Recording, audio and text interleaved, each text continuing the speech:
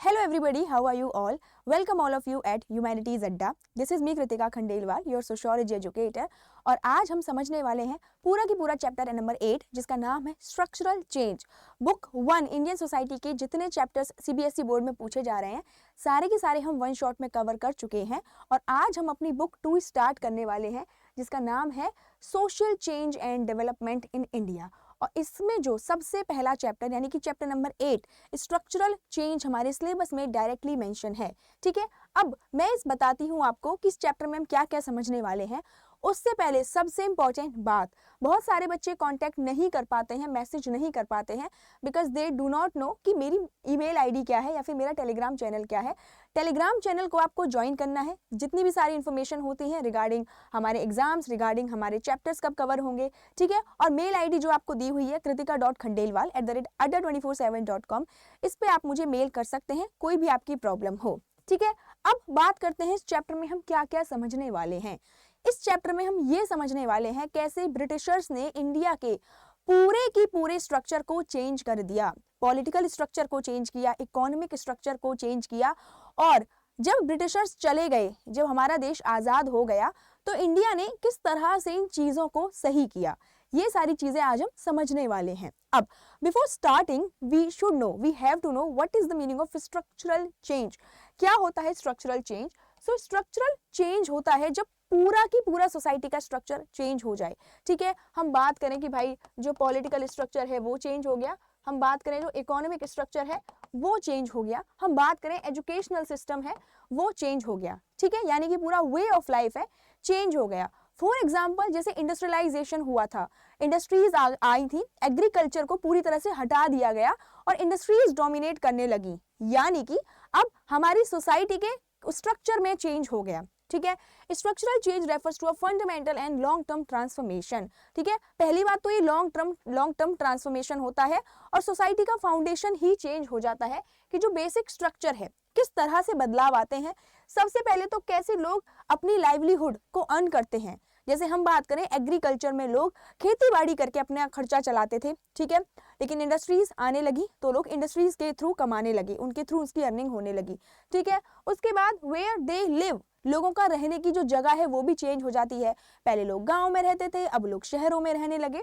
उसके बाद कैसे जो की इंस्टीट्यूशंस हैं, फैमिली हो गया कि भाई पहले जॉइंट फैमिली चलती थी, उसके बाद आपकी न्यूक्लियर फैमिली आने लगी और इकोनॉमी, एजुकेशन, गवर्नमेंट फंक्शन सब कुछ जब चेंज हो जाता है यानी कि सोसाइटी के हर एस्पेक्ट में चेंज हो जाता है, उसको कहते हैं स्ट्रक्चरल चेंज। ये आपको याद रखना है। ठीक है, अब बात करें कि किस तरह से जो आज का स्ट्रक्चर है हमारे इंडियन सोसाइटी का, वो उसको समझने के लिए हमें पहले के टाइम में जाना पड़ेगा। ठीक है, for understanding the present we have to go in the past, कि पास्ट में ऐसी कौन कौन सी पॉलिसीज बनी थी जिसकी वजह से हमारे इंडिया का स्ट्रक्चर आज का ऐसा है। ठीक है, यही इसमें लिखा है कि प्रेजेंट को समझने के लिए पास्ट को समझना बहुत ज्यादा जरूरी है। ठीक है, और उसमें भी पास्ट में हम समझेंगे जो हमारे इंडिया के कॉलोनियल एक्सपीरियंसेस रह चुके हैं। आपको पता है लगभग 200 सालों तक हमारा जो देश है ब्रिटिशर्स के कब्जे में रहा था, रूल किया था उन्होंने एकदम। ठीक है, किसने? ब्रिटिशर्स ने इंडिया पर, और उसी की वजह से उसने बहुत ज्यादा इन्फ्लुएंस किया आज की जो हमारी इंडियन सोसाइटी है। ठीक है, सो कॉलोनियल एक्सपीरियंस ने हमारे मॉडर्न इंस्टीट्यूशंस को शेप किया है। मॉडर्न इंस्टीट्यूशंस की मैं बात करूं, जैसे कि हम बात करें हमारा पुलिस है, हमारा जो एजुकेशन है, हमारा जो लॉ है, ठीक है, हमारा जो ब्यूरोक्रेसी है, सबको उन्होंने चेंज किया है। ठीक है, उन्होंने लॉज इंट्रोड्यूस किए अलग अलग, एजुकेशन, इंग्लिश एजुकेशन का उन्होंने इंट्रोडक्शन किया। ठीक है जी, और ये जो कॉलोनियल का एक्सपोजर था ना, ये कॉन्ट्राडिक्टरी था। एक बात मैं आपको बता दूं, ब्रिटिशर्स हमेशा बात करते थे फ्रेटर्निटी की, इक्वालिटी की, लिबर्टी की, लेकिन भाई ऐसी लिबर्टी क्या कि आप बात तो कर रहे हो लिबर्टी की, लेकिन हमको आपने लिबर्टी नहीं दी। ठीक है, अपने कॉन्स्टिट्यूशन में तो आप लिबर्टी की बात कर रहे हो, और जब आपने इंडिया पर राज किया या दूसरे कंट्रीज पर राज किया तब कहाँ गई आपकी लिबर्टी? ठीक है, कॉन्ट्राडिक्शन हो रहा है। बात वो कर रहे हैं कि हम आजादी की बात कर रहे हैं, लेकिन वहीं आप हमारे देश को आजाद नहीं होने दे रहे हैं। ठीक है, और इसी कॉन्ट्राडिक्शन की वजह से बहुत सारे चेंजेस आए हमारी इंडियन सोसाइटी में। ठीक है, अब हम जानेंगे कौन कौन से कॉलोनियल के इम्पैक्ट थे, क्या क्या किया हमारे ब्रिटिशर्स, हमारे इंडिया में ब्रिटिशर्स ने। देखो, ब्रिटिश के रूल ने इंडियन सोसाइटी को और इकोनॉमी को पूरी तरह से चेंज कर दिया। ठीक है जी। They rebuild India's law, politics, education as British line. British आपका लाइन्स देखो, जब ब्रिटिशर्स इंडिया में आए थे तो उनका सिर्फ एक ही मकसद था कि हम यहाँ पे करेंगे ट्रेड, लेकिन धीरे धीरे उन्होंने ट्रेड को भी करने लगे, गवर्नमेंट को भी उन्होंने अपने अंडर कंट्रोल करने लगे, पूरा की पूरा political system, economic system, education system, सब के सब उन्होंने अपने कंट्रोल में ले लिया। ठीक है, न्यू सिस्टम उन्होंने बनाया कि भाई पार्लियामेंट होनी चाहिए, ब्यूरोक्रेसी होनी चाहिए, ठीक है, पुलिस, ये सब उन्होंने पहले इंट्रोड्यूस किया था, इंडिया में आज भी देखने को मिलता है। ठीक है जी। India learn some western habits, values, but at the same time opposed British control. ठीक है, इंडिया के लोग वेस्टर्न वैल्यूज को उस टाइम एक्सेप्ट कर रहे थे, जैसे इंग्लिश एजुकेशन को लोग पढ़ रहे थे, लेकिन साथ ही साथ कुछ लोग ऐसे थे जो उसको अपोज भी कर रहे थे। ठीक है, इवन टुडे आप देखेंगे जो मॉडर्न इंडिया है वहां पे आपको वेस्टर्नाइजेशन के, वेस्टर्न वैल्यूज के साइन देखने को मिलेंगे। ठीक है, हमारा जो इंडिया है बहुत ज्यादा वेस्टर्न कंट्रीज से प्रभावित है। आप लॉ की बात करें, पुलिस की बात करें, ब्यूरोक्रेसी की बात करें, पहनावे की बात करें, हर चीज में हम ब्रिटिशर से इन्फ्लुएंस्ड हैं। ठीक है, एवरीडे कॉलोनियल इन्फ्लुएंस। अब आप देखो कि कैसे जो रोजमर्रा की जिंदगी है उसमें ब्रिटिशर्स का इन्फ्लुएंस कैसा है। ठीक है, ब्रिटिशर्स हैबिट हमारी, जो देखो अब आज हम जो चाय पीते हैं, जिस चाय को हम बताते हैं कि भाई ये चाय हमारे देश की शान है, ठीक है, उसके बाद जो टाई देखा है ना आपने, फॉर्मल जब कपड़े पहनते हैं लोग तो टाई भी पहनते हैं, उसके बाद ब्रेड ऑमलेट, ये सारा कल्चर ब्रिटिशर्स का है, ब्रिटिशर्स की वजह से ही ये इंडिया में इंट्रोड्यूस हुआ है। रोड के जो रूल्स होते हैं, जैसे जेब्रा क्रॉसिंग होती है, जेब्रा क्रॉसिंग पे ही चलना चाहिए, उसके बाद स्कूल में जो यूनिफॉर्म का सिस्टम है, ठीक है, फूड जो कल्चर है, सब कुछ हमारे लेगेसी दिखाता है किसकी, कि ब्रिटिशर्स ने हम पे राज किया। ठीक है, ये कैसे दिखाता है? आप बोलोगे कि मैम चाय तो हमारे देश की है ना, चाय का ब्रिटिशर से क्या लेना देना? कोई बात नहीं, रुक जाओ, चैप्टर में सब समझेंगे। ठीक है जी, कुछ बहुत सारी ब्रांड्स हैं, पब्लिक इंस्टीट्यूशन है, अभी भी ब्रिटिश ओरिजिन के हैं। जैसे हम बात करें पार्लियामेंट की, हम बात करें ब्यूरोक्रेसी की, पार्लियामेंट आप देखेंगे अभी रिसेंटली नया पार्लियामेंट बना है, जो पुराना पार्लियामेंट था ब्रिटिशर्स ने ही बनवाया था। इवन जो पार्लियामेंट के रूल्स थे वो भी ब्रिटिशर्स से ही प्रभावित थे। ठीक है, वेस्टर्न एडमायरेशन रिसेंटमेंट को एग्जिस्ट इन इंडियन कल्चर, कि भाई उस टाइम क्या था, वेस्ट के कल्चर को एडमायरेशन भी किया जा रहा था, यानी अच्छा भी बताया जा रहा था, साथ ही साथ उसका विरोध भी किया जा रहा था। ठीक है, कॉलोनियलिज्म आज भी हमारी मॉडर्न लाइफस्टाइल में देखने को मिलता है। आप अपने फूड में देख लो, अपने कपड़ों में देख लो, इंडो वेस्टर्न कपड़े चल गए हैं, वेस्टर्न कपड़े चल गए हैं हर जगह। एजुकेशन में आप देख लो इंग्लिश का कितना सारा चलन है। तो आप देखो अभी भी जो हमारा मॉडर्न इंडिया है वो प्रभावित है वेस्टर्न वैल्यूज से, यानी कि आज के इंडिया को, स्ट्रक्चर को समझने के लिए वी हैव टू अंडरस्टैंड कि पास्ट में इंडिया में क्या हुआ था। ठीक है, इंडियन लैंग्वेज की अगर हम लेगेसी देखें, ठीक है, आप देखेंगे आज भी इंग्लिश को कितना ज्यादा अच्छा माना जाता है। जो इंग्लिश बोल सकता है माना जाता है कि भाई ये काफी मॉडर्न इंसान है, और जो इंग्लिश नहीं बोल सकता उसको माना जाता है कि ये थोड़ा अनएजुकेटेड है। ठीक है, क्यों, किसकी वजह से? क्योंकि ब्रिटिशर्स ने इंग्लिश को बहुत ज्यादा बढ़ावा दिया था। ठीक है, इंग्लिश आज भी हमारी मॉडर्निटी और क्लास का सिंबल बन गई है। जितने भी आप अपर क्लास के लोग देखेंगे इंग्लिश से खुद को सिंबलाइज करते हैं। ठीक है, इंट्रोड्यूस थ्रू मिशनरी। अब ये इंग्लिश किस तरह से उन्होंने इंट्रोड्यूस की थी? ब्रिटिशर्स ने अलग अलग मिशनरीज भेजी थी एजुकेशन को डिफ्यूज करने के लिए, कि जाओ आप इंग्लिश को बढ़ावा दो। स्कूलों में इंग्लिश एजुकेशन सिस्टम उन्होंने खोल दिया, जिसकी वजह से बच्चों को इंग्लिश सिखाई जाने लगी। ठीक है, access to education, jobs and literature still divides. अब देखो ये इंग्लिश की वजह से कुछ लोग तो ऐसे थे जो इंग्लिश पढ़ने लगे, ठीक है, उनको अच्छी खासी जॉब्स भी आगे मिलने लगी क्योंकि उन्होंने इंग्लिश सीखी है, तो अंग्रेजों के अंदर ही उनको जॉब्स मिलने लगी। लेकिन कुछ लोग ऐसे हैं जिनको नहीं मिल पाया एक्सेस इंग्लिश एजुकेशन का। सो यहीं पे क्लास डिफरेंस आ गया। जो लोग इंग्लिश बोल सकते थे उनको अच्छी जॉब मिलती थी, वो अमीर हो गए, और जो लोग इंग्लिश नहीं बोल सकते थे वो नॉर्मल खेती बाड़ी का काम करते थे, वो गरीब रह गए। तो क्लास डिफरेंस यहाँ पे आ गया है। ठीक है, अब देखो इंग्लिश जो है उस टाइम पे उसने इनइक्वालिटी को भी दिखाया। ठीक है, सबसे पहले समझो अपॉर्चुनिटी को भी दिखाया कि कुछ लोगों के पास चांस था इंग्लिश एजुकेशन पाके अच्छी जॉब्स पा सकें, ब्रिटिश एडमिनिस्ट्रेशन के अंदर ही कुछ अच्छी पोस्ट मिल जाए उनको। लेकिन जो लोग जिनको नहीं मिल पाई इंग्लिश एजुकेशन, ठीक है, वो लोगों को डिप्राइव्ड कर दिया गया। सो इनइक्वालिटी आ गई बिटवीन जो एजुकेटेड है इंग्लिश से और जो इंग्लिश से एजुकेटेड नहीं है। ठीक है, तो ये इंग्लिश पैराडॉक्स ऑफ एम्पावरमेंट, इसका मतलब समझ रहे हो, इंग्लिश ने लोगों को एम्पावर तो किया ही किया, साथ में बांट भी दिया, ठीक है। English help Indian succeed globally in jobs and education. अब देखो उस टाइम इंग्लिश का ही बोला बाला था, क्योंकि ब्रिटिशर्स ने इंडिया ही नहीं बहुत सारे देशों में अपनी कॉलोनी बनाई हुई थी, बहुत सारे देशों को कब्जे में लिया हुआ था, ठीक है। अब इंग्लिश हेल्प इंडियन, इंग्लिश ने हेल्प की, जो लोग इंग्लिश सीख गए वो लोग अब बाहर जाके जॉब कर सकते थे, ठीक है, ग्लोबल इकोनॉमी से कनेक्ट हो सकते थे।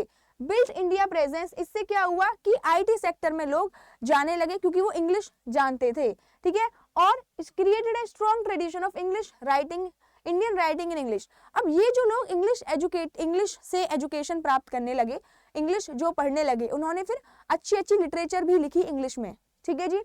दलित्स को, ऐसे दलित्स जिन्होंने इंग्लिश एजुकेशन ली, उनको भी अब क्या मिलने लगी, उनको भी अब इज्जत मिलने लगी, क्योंकि अपॉर्चुनिटीज बहुत ज्यादा मिल गई, उनकी डिग्निटी भी बढ़ गई थी। लेकिन सोशल मोबिलिटी अनइक्वल रही। जो लोग, वही वाली बात है, जो लोगों को, जिन लोगों को इंग्लिश मिली वो अब थोड़े ज्यादा अमीर हो गए, उनका क्लास अपर हो गया, और जिनको इंग्लिश नहीं मिली वो थोड़े गरीब हो गए। यानी कि इंग्लिश से एम्पावरमेंट तो हो ही रही है, लेकिन इनइक्वालिटी भी हो रही है, ठीक है। अब बात करें, अब ये तो पूरा इंट्रोडक्शन था आपका, इस चैप्टर का मेन फोकस क्या रहने वाला है, यहाँ पे हम स्ट्रक्चरल चेंज को समझेंगे जो कोलोनियलिज्म की वजह से आ रहे हैं, ठीक है। कोलोनियलिज्म यानी जब दूसरे ब्रिटिशर्स ने हमारे ऊपर कब्जा किया था, ठीक है। और दो चेंजेस को हम यहाँ पे समझने वाले हैं, first is industrialisation and second one is urbanisation, ठीक है जी। अब इन्होंने किस तरह से Indian economy, labour, villages, cities, ठीक है, सेटलमेंट पैटर्न्स कि लोग गांव में रहेंगे, लोग शहर में रहेंगे, सबको चेंज कर दिया, ठीक है। कल्चरल चेंज ने कैसे इकोनॉमिक, कल्चरल चेंज हुआ, इकोनॉमिक शिफ्ट हुई, और कैसे यहाँ पे इंडिया है जो आज, उस टाइम से आज मॉडर्निटी की तरफ बढ़ रहा है, पूरा की पूरा इस चैप्टर में हम समझने वाले हैं। सबसे पहले समझते हैं कोलोनियलिज्म। क्या है कोलोनियलिज्म, ठीक है। तो कोलोनियलिज्म एक पॉलिटिकल कंट्रोल है जिसमें एक नेशन दूसरे नेशन के ऊपर कंट्रोल करके रखता है, ठीक है।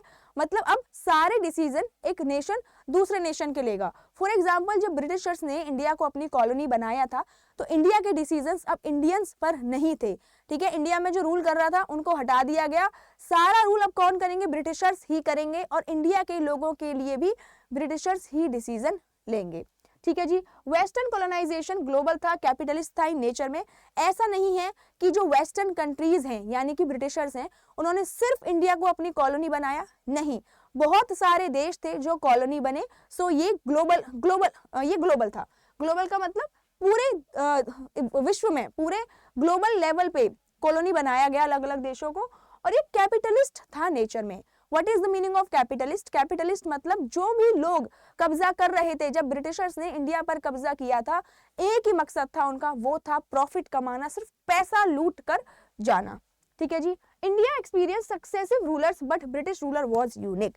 अब आप देखेंगे, जब आप मिडिवल हिस्ट्री पढ़ेंगे, इंडिया में बहुत सारे रूलर्स आए, आप मुगल को देखेंगे, मौर्यन एम्पायर देखेंगे, दिल्ली सल्तनत को देखेंगे, लेकिन भाई जो ये ब्रिटिशर्स आए थे ये थोड़े यूनिक निकले। इन्होंने जिस तरह से एक्सप्लॉइट किया इंडिया को, किसी ने भी नहीं किया। इन्होंने सोशल इकोनॉमिक लाइफ को डीपली चेंज किया, ठीक है। इकोनॉमिक लाइफ यानी लोगों के हैंडीक्राफ्ट, लोगों के हैंडीक्राफ्ट्स छीन लिए गए, इंडस्ट्रीज डेवलप कर दी गई, ठीक है। तो कॉलोनियलिज्म में पहली बात तो उन्होंने हम पे डोमिनेट किया ही था, खुद के डिसीजन हम लोग खुद नहीं ले सकते, साथ ही साथ इकोनॉमिक हमारा एक्सप्लॉइटेशन भी किया था। जो लोगों की रोजमर्रा की जिंदगी होती है, जो कमाई होती है, सबको पूरी तरह से बदल दिया। इतना बदला कि भुखमरी तक आ गई, लोगों की जान तक जाने लगी, ठीक है जी। अब हम ये समझेंगे कि ये जो कैपिटलिज्म है और ये जो प्री कैपिटलिज्म है, इसमें क्या डिफरेंस है, किस तरह से ब्रिटिशर्स यूनिक थे, ठीक है। अब देखो, अर्ली जो हमारे रूलर्स हैं, ठीक है, पहले के जो रूलर्स हैं हमारे, उन्होंने राज किया था इंडिया पर, बट उन्होंने इस तरह से राज नहीं किया था। वो टैक्स कलेक्ट करते थे, ट्रिब्यूट कलेक्ट करते थे, ठीक है। इकोनॉमिक इंटेंट उन्होंने नहीं छेड़े। जो इंसान जो काम कर रहा है भाई वो काम करे, वो इस हद तक उनकी जिंदगी में उन्होंने इंटरफेयर नहीं किया था। उनको चाहिए था सिर्फ आप टैक्स दे दो, आप सिर्फ ट्रिब्यूट दे दो, ठीक है। ब्रिटिश का जो कैपिटलिज्म था, उन्होंने डायरेक्टली लोगों की लाइफ को इंटरफेयर किया। आप क्या काम करते हो, कौन सी आप फसल उगाते हो, सब चीज को इन्फ्लुएंस किया, किसके लिए?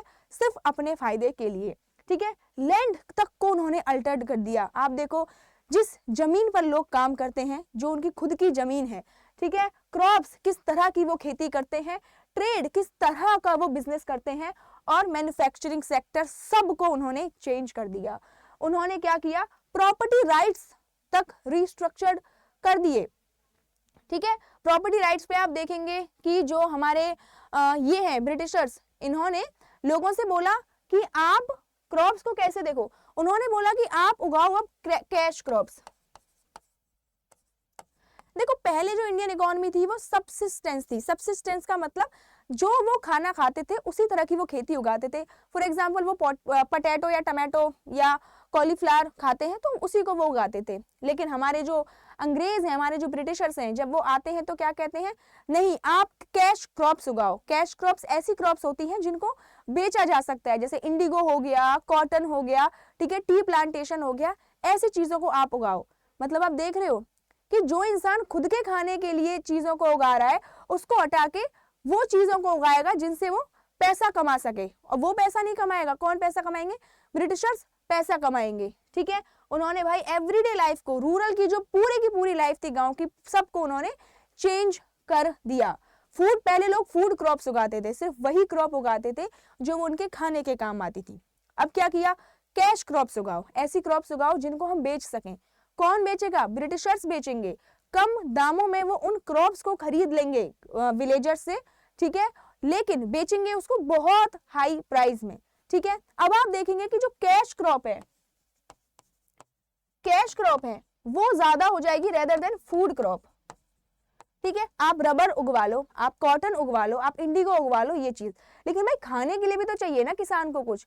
अब खाने की चीजें कम हो जाएंगी, ये वाली क्रॉपिंग कम हो जाएगी, तो क्या हो जाएगा? भुखमरी आने लगेगी, गरीबी आने लगेगी, क्योंकि खाने के पास लोगों के लिए अब चीजें अवेलेबल नहीं है। वही जो मैं बता रही थी अभी, किस तरह से उन्होंने लैंड सिस्टम को चेंज किया, पहले हम ये समझते हैं, ठीक है। उन्होंने जमींदार सिस्टम इंट्रोड्यूस किया लैंड रेवेन्यू को कलेक्ट करने के लिए।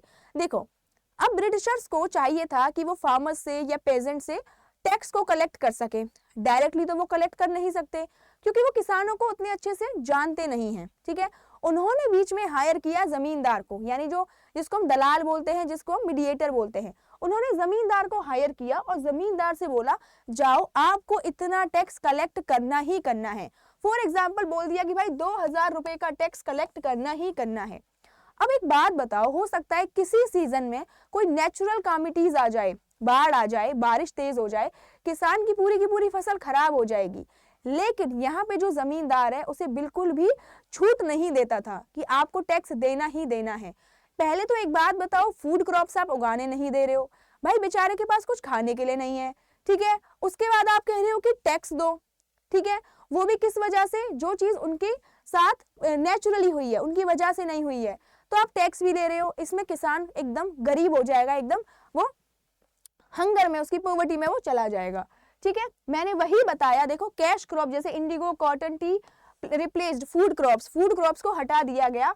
अब जो फूड क्रॉप्स, फूड ही खत्म हो जाएगा, फेमाइन्स इंक्रीज हो गए, फोर्स्ड कमर्शियल एग्रीकल्चर, ठीक है। कमर्शियल एग्रीकल्चर यानी ऐसी चीजों की खेती करो जिनसे बिजनेस किया जा सके। और कौन कर रहा है वो बिजनेस? ब्रिटिशर्स कर रहे हैं वो business. Forest act restrict local communities from forest access, एक ऐसा एक्ट बनाया गया, फॉरेस्ट एक्ट बनाया गया, जिसका फायदा सिर्फ ब्रिटिशर्स को होगा, ठीक है। एक्ट भी बना रहे हो आप, अपने लिए बना रहे हो। उस एक्ट में क्या किया गया? जितनी भी लोकल कम्युनिटीज हैं, जितनी भी ट्राइबल कम्युनिटीज हैं, वो फॉरेस्ट में एक्सेस नहीं कर सकती हैं। अपने जो गाय भैंस होते हैं, जो उनको आप चराने नहीं लेके जा सकते हो, यानी कि वो रिसोर्सेज सिर्फ ब्रिटिशर्स के हैं, ठीक है। तो एक बात बताओ, जो ट्राइब जिसका खाना पीना ही उससे चलता है गांव फॉरेस्ट से, उसको हटा दिया गया, एक्सेस ही खत्म कर दिया गया, ठीक है। अब एवरी रिफॉर्म, हर भी जो भी कोई रिफॉर्म हो रहा है यहाँ पे, चाहे वो फॉरेस्ट पॉलिसी आ रही है, चाहे वो जमींदारी सिस्टम आ रहा है, चाहे वो नया टैक्स कलेक्शन का सिस्टम आ रहा है, सब में सिर्फ एक चीज का फायदा हो रहा है, वो है ब्रिटिश कैपिटलिस्ट के जो गोल्स हैं वो खत्म हो रहे हैं। कैपिटलिस्ट यानी प्रॉफिट के जो गोल्स हैं, हर चीज में पैसा उनको दिखाई दे रहा है इस टाइम, ठीक है जी। अब फॉरेस्ट एंड एग्रीकल्चर इम्पैक्ट, ये सब जो वो कर रहे थे उसका इम्पैक्ट क्या हुआ? उसका इम्पैक्ट हुआ forest clear for plantation and railways. सबसे पहले देखो गांव फॉरेस्ट जो जंगल होते हैं उनसे ट्राइबल्स को हटा दिया गया और लोगों से बोला गया, जो लोकल लोग होते हैं, यहाँ आप जा नहीं सकते। तो भाई वो उस जमीन का करेंगे क्या? उस जमीन पे उन्होंने प्लांटेशन स्टार्ट कर दी। कौन सी प्लांटेशन? कैश क्रॉप्स वाली, ठीक है। उसके बाद जो रेलवेज हैं वो उन्होंने रेलवेज फैलानी स्टार्ट कर दी। आप देखोगे आज के जो इंडिया में रेलवेज हैं उसकी जो स्थापना है वो किसने करी थी? हमारे ब्रिटिशर्स ने ही की थी। क्यों करी थी? ट्रांसपोर्टेशन इजी करने के लिए, ठीक है। किसका ट्रांसपोर्टेशन? सामान का ट्रांसपोर्टेशन, इंपोर्ट और एक्सपोर्ट, ठीक है जी। Tribal and pastoral livelihood destroy. Tribal थे जो पेस्टोरल थे। पेस्टोरल कौन होते हैं? जो चरवाहे होते हैं, जो अपने गाय भैंस को जंगलों में चराने के लिए लेके जाते हैं। पूरी तरह से उनको खत्म कर दिया गया। ब्रिटिश ने लॉज भी किसके फेवर में क्रिएट किए? Planters and traders. What are the planters? यहाँ पे समझो प्लांटर्स कौन है। ट्रेडर्स तो आपको पता है जो बिजनेसमैन होते हैं। देखो फॉर एग्जाम्पल इतनी बड़ी जमीन है, ठीक है, बहुत बड़ी जमीन है। यहाँ पे प्लांटर्स वो है जो अलग अलग लोगों को खेती करवाएगा उनसे, ठीक है, अलग अलग लोगों से खेती करवाएगा छोटी छोटी जमीन पे। और प्लांटर्स है जो जिसके हाथ में पूरा काम दिया गया कि आप इसे मैनेज करोगे। अब कोई भी गलती अगर प्लांटर्स की होगी तो ब्रिटिशर्स कुछ नहीं बोलते थे, और गलती हुई अगर हमारे किसानों की, वो टैक्स नहीं दे पा रहे हैं, तो उनके खिलाफ आवाज उठा दी जाती थी ब्रिटिशर्स के द्वारा। उनको दबा दिया जाता था, मारा पीटा जाता था। यानी कि सारे के सारे एक्ट बनाए गए in the favour of planters and in the favour of traders. Ecological imbalance. अब आप एक बात बताओ, आप जंगलों को काट रहे हो, जंगलों में रहने वाले जानवरों का क्या? ठीक है, अगर एक बात बताओ, फॉर एग्जाम्पल जो बच्चे वीडियो देख रहे हैं, आपको भगवान ना करे आपको आपके घर से ही निकाल दिया जाए, क्या आप रह पाओगे? नहीं। एक एडेप्टेशन होता है हर किसी का। जंगल वाले लोगों को, जो लोग ट्राइबल्स लोग होते हैं, उनको सिटीज में लाके रखा जाए, नहीं रह पाएंगे। सेम फॉर सिटी में रहने वाले लोगों को गांव में रखा जाए, वो नहीं रह पाएंगे। ऐसी इकोलॉजिकल इम्बैलेंस हो गया। Land alienation followed. जो लोग जमीन पे रहते थे, फॉरेस्ट में रहते थे, उनको एलियनेटेड फील होने लगा, और इसी वजह से लोकल लोगों ने रेजिस्टेंस स्टार्ट कर दिया, विरोध स्टार्ट कर दिया। तो मूवमेंट आ गया कि भाई आपने जो ये पॉलिसीज बनाई हैं ये बिल्कुल गलत है, ठीक है। अब पढ़ेंगे हम किस तरह से लोगों ने मूवमेंट किया। Colonialism caused massive labour migration. सबसे पहले तो आप ये जानो कि ये जो ब्रिटिशर्स हैं उनको सस्ती लेबर चाहिए थी, ठीक है। सस्ती लेबर के लिए सस्ते जो किसान होते हैं जो खेती कर सकें, ठीक है, उनके लिए वो लोगों को एक जगह से दूसरी जगह भेजते रहते थे, ठीक है। इंडस्ट्रीज के लिए भी, इंडस्ट्रीज के लिए जैसे कॉटन की टेक्सटाइल उन्होंने अलग जगह खोली है, वहां पे लेबर को माइग्रेट करते थे, ठीक है। अब ये लेबर ऐसा नहीं है सिर्फ इंडिया से इंडिया में माइग्रेट हो रहे हैं, लेबर सस्ती लेबर मिली उनको इंडिया से, और इंडिया से लेबर उठा के उन्होंने ओवरसीज भेजी, इंडिया से बाहर के देशों में भेजी। अब जब ये भेजी जाती थी लेबर, ये आप सोचो छोटी सी शिप पे, उस टाइम तो इतनी टेक्नोलॉजी भी नहीं थी, छोटी सी शिप पे बहुत सारे लोगों की भीड़ भेजी जाती थी, और बहुत सारे लोग ऐसे थे जो वहां पहुंचने से पहले ही उनकी डेथ हो जाती थी, भूख की वजह से या नेचुरल कैलामिटीज आ जाती थी उसकी वजह से। और बहुत सारे लोग, और आप देखो जब वहां पे उनको बुला लिया जाता था तो वापस भी नहीं भेजा जाता था। तो बहुत सारे लोग, पहली बात तो जाने से पहले ही उनकी डेथ हो गई, और चले भी गए, वापस आना चाहते हैं तो वापस उन्हें नहीं आने दिया गया। यानी यहाँ पे फोर्स्ड लेबर करवाई जा रही थी लोगों से ओवरसीज, ठीक है। लेबरर्स सबसे पहले किस चीज के लिए रिक्रूट किए गए? टी प्लांटेशन, कॉफी और इंडिगो प्लांटेशन के लिए। उस टाइम सबसे ज्यादा महंगा बिकता था ये सब, ठीक है। न्यू अर्बन क्लासेस ग्रू। अब देखो नए नए उन्होंने क्या कहते हैं जगह, नए नए सिटीज बनाए, नई नई इंडस्ट्रीज बनाई। इंग्लिश एजुकेशन जब उन्होंने प्रमोट की, इंग्लिश एजुकेशन को पढ़ के नई क्लासेस आई, जैसे क्लर्क्स आए, टीचर्स आए, ठीक है। और आप ये देखो जब लोग एक जगह से दूसरी जगह पर जा रहे थे, पहली बात तो उनसे फोर्स्ड माइग्रेशन करवाया जा रहा था, फोर्स्ड लेबर करवाई जा रही थी। कुछ लोग होते थे जो वहीं पे रह गए, ठीक है, वहीं पे रह गए, वहां से वापस नहीं आए, वो कहलाए इंडियन डायस्पोरा। इंडियन डायस्पोरा होता है इंडिया के रहने वाले लोग जब इंडिया से बाहर रहने लगे, ठीक है, दैट इज इंडियन डायस्पोरा। वो लोग वहीं रहने लगे, वहीं उनकी फैमिली एस्टैब्लिश होने लगी। यानी कि आज के अगर आप एनआरआई जो होते हैं, national resident, non resident of India, national resident of India जो है वो कौन है? वो वही लोग हैं जो कॉलोनी के टाइम पे वहां पे सिर्फ रह गए थे मोस्टली, ठीक है जी। अब मिडिल क्लास का इमर्जेंस कैसे हुआ? मैंने अभी बताया आपको, नई क्लास इमर्ज हुई। कैसे? एजुकेटेड जो इंडियन थे वो एज अ मिडिल क्लास ग्रू हुए, ठीक है। मैंने बताया था कुछ लोग ऐसे थे जिनको इंग्लिश एजुकेशन का एक्सेस मिला, उन्होंने इंग्लिश एजुकेशन ली, वो ग्रो होते गए और वो एक नई उन्होंने मिडिल क्लास बनाई।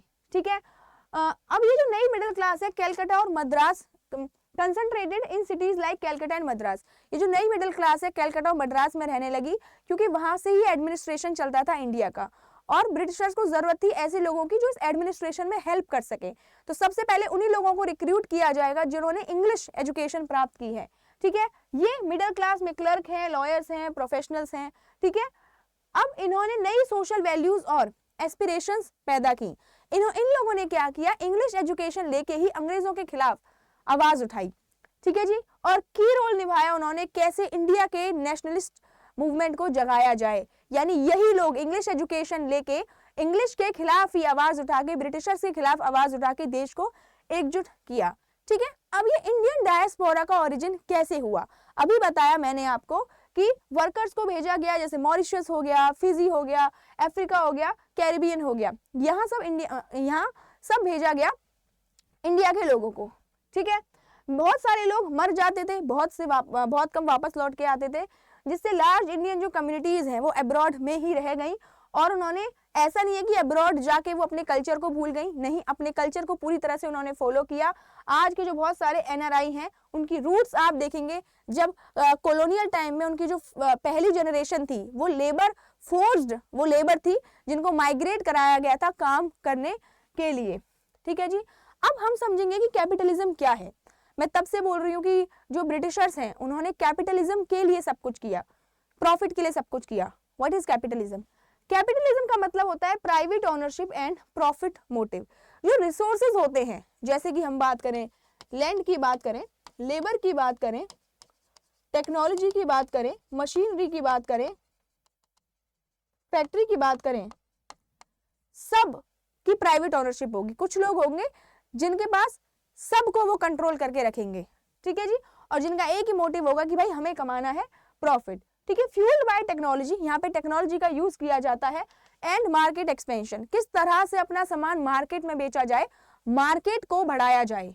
ठीक है, उसके बाद यूरोप के इंडस्ट्रियल एंड साइंटिफिक रेवोल्यूशन से ये लिंक है। यूरोप में देखो उस टाइम इंडस्ट्रियल रेवोल्यूशन आ रहा था। इंडस्ट्रियल रेवोल्यूशन यानी फैक्ट्रीज बहुत ज्यादा बढ़ रही थी, इंडस्ट्रीज बहुत ज्यादा बढ़ रही थी। ठीक है, टेक्नोलॉजी भी आ रही थी और उन इंडस्ट्रीज को कंट्रोल कर रहे थे कौन? ब्रिटिशर्स। ठीक है, ग्लोबल ट्रेड एंड कोलोनाइजेशन, और उन्होंने ही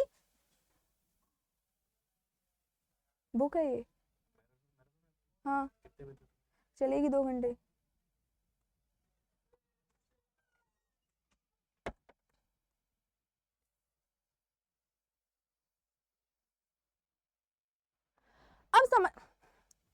अब समझते हैं कैपिटलिज्म को। ठीक है, कैपिटलिज्म का मतलब होता है कि भाई जो भी प्राइवेट ओनरशिप होती है, प्राइवेट ओनरशिप अगर हम बात करें लैंड की, लेबर की, कैपिटल की, ठीक है, लैंड हो गया, लेबर हो गया, कैपिटल हो गया, टेक्नोलॉजी हो गया, ठीक है, और हम बात करें मशीनरी हो गया, इन सबको कंट्रोल कुछ लोग करते हैं और उनका एक ही मकसद होता है कि भाई हम कैसे ना कैसे करके कमा लें प्रॉफिट। ठीक है, और ये टेक्नोलॉजी और मार्केट एक्सपेंशन से फ्यूल होती है। टेक्नोलॉजी का इस्तेमाल किया जाता है, मास प्रोडक्शन की जाती है, बड़े लेवल पर चीजों को बनाया जाता है, और मार्केट एक्सपेंशन, और मार्केट को बड़ा किया जाता है कि ये वाला जो सामान हमने बनाया है मार्केट में बिक सके। ठीक है, linked with European industrial and scientific revolution, capitalism जब आया था, चल रहा था, तब इंडस्ट्रियल रेवोल्यूशन भी चल रहा था। यूरोप में इंडस्ट्रीज बहुत ज्यादा ग्रो कर रही थी।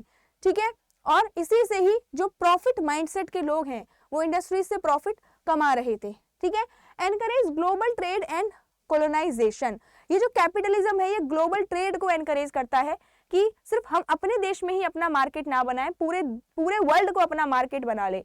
ठीक है, और कोलोनाइजेशन, और इसी प्रॉफिट को कमाने के लिए ब्रिटिशर्स ने कॉलोनीज को बनाना स्टार्ट कर दिया। ठीक है, British capitalism thrived through Indian resources, जो ब्रिटिश में कैपिटलिज्म आया था, ठीक है, कैपिटलिज्म का मतलब जो प्रॉफिट कमाया जा रहा था, इंडिया का जो आप कंट्रोल कर रहे थे, इंडिया के रिसोर्सेज से सब कुछ किया जा रहा था।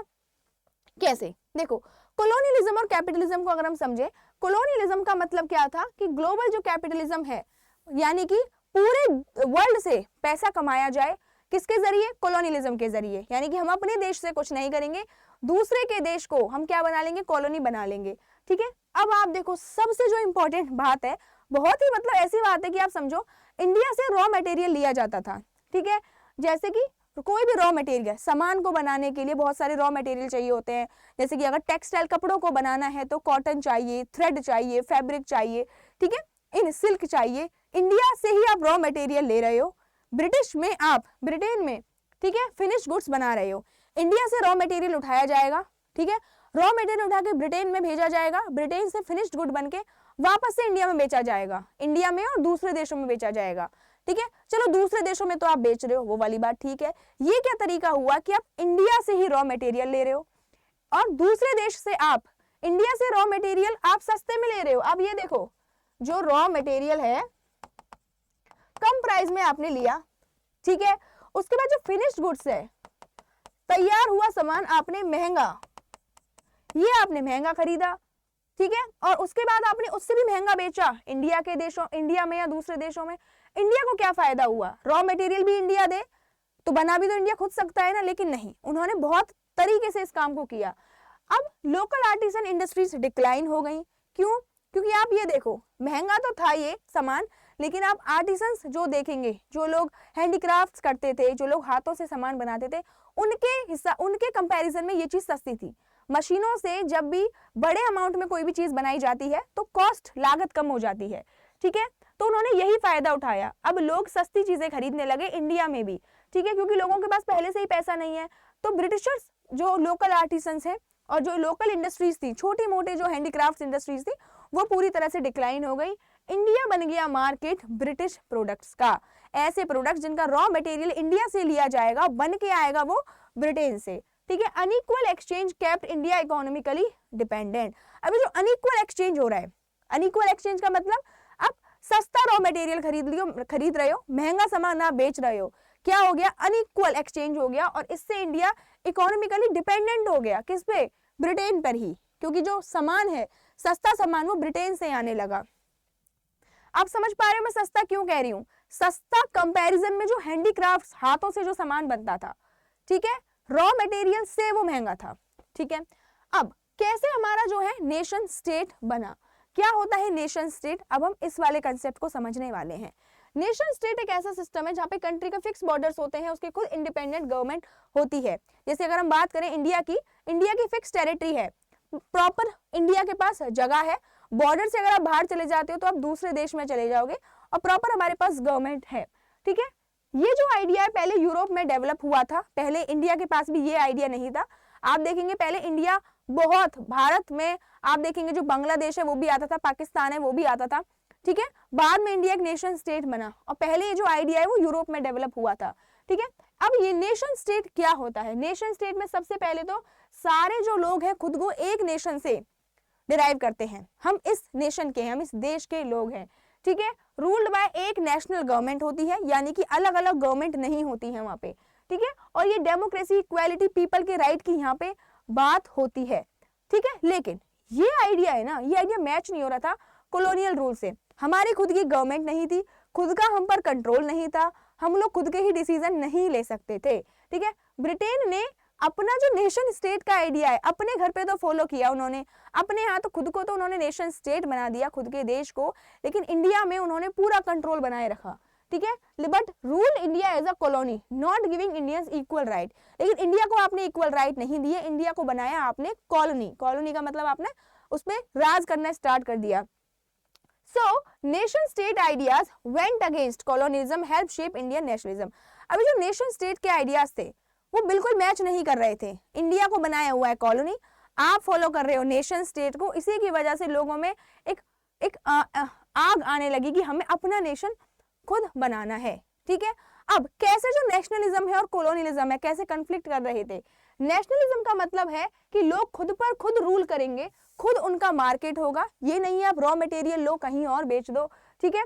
कॉलोनियलिज्म का मतलब होता है जो फॉरेन पावर जो कंट्री पर रूल करती है और उसको फ्रीडम नहीं देती है, उसको आजादी नहीं देती है, ठीक है। Because British control India and denied rights, Indian oppose this rule. अब ब्रिटिशर्स ने इंडिया पर कंट्रोल किया, पूरी तरह से राज किया, और ब्रिटिशर्स ने इस जो इंडिया है, इंडिया के जो लोग हैं, उन्होंने इस रूल को डिनाई किया कि हम नहीं सहेंगे ये सब, ठीक है जी। Opposition became anti colonial nationalism. ठीक है, ये जो अपोजिशन था कि ब्रिटिशर्स कह रहे थे हम ही आप पर राज करेंगे, इंडियंस कह रहे थे हम राज नहीं करने देंगे, ये जो अपोजिशन था एंटी कॉलोनियल नेशनलिज्म ये बन गया।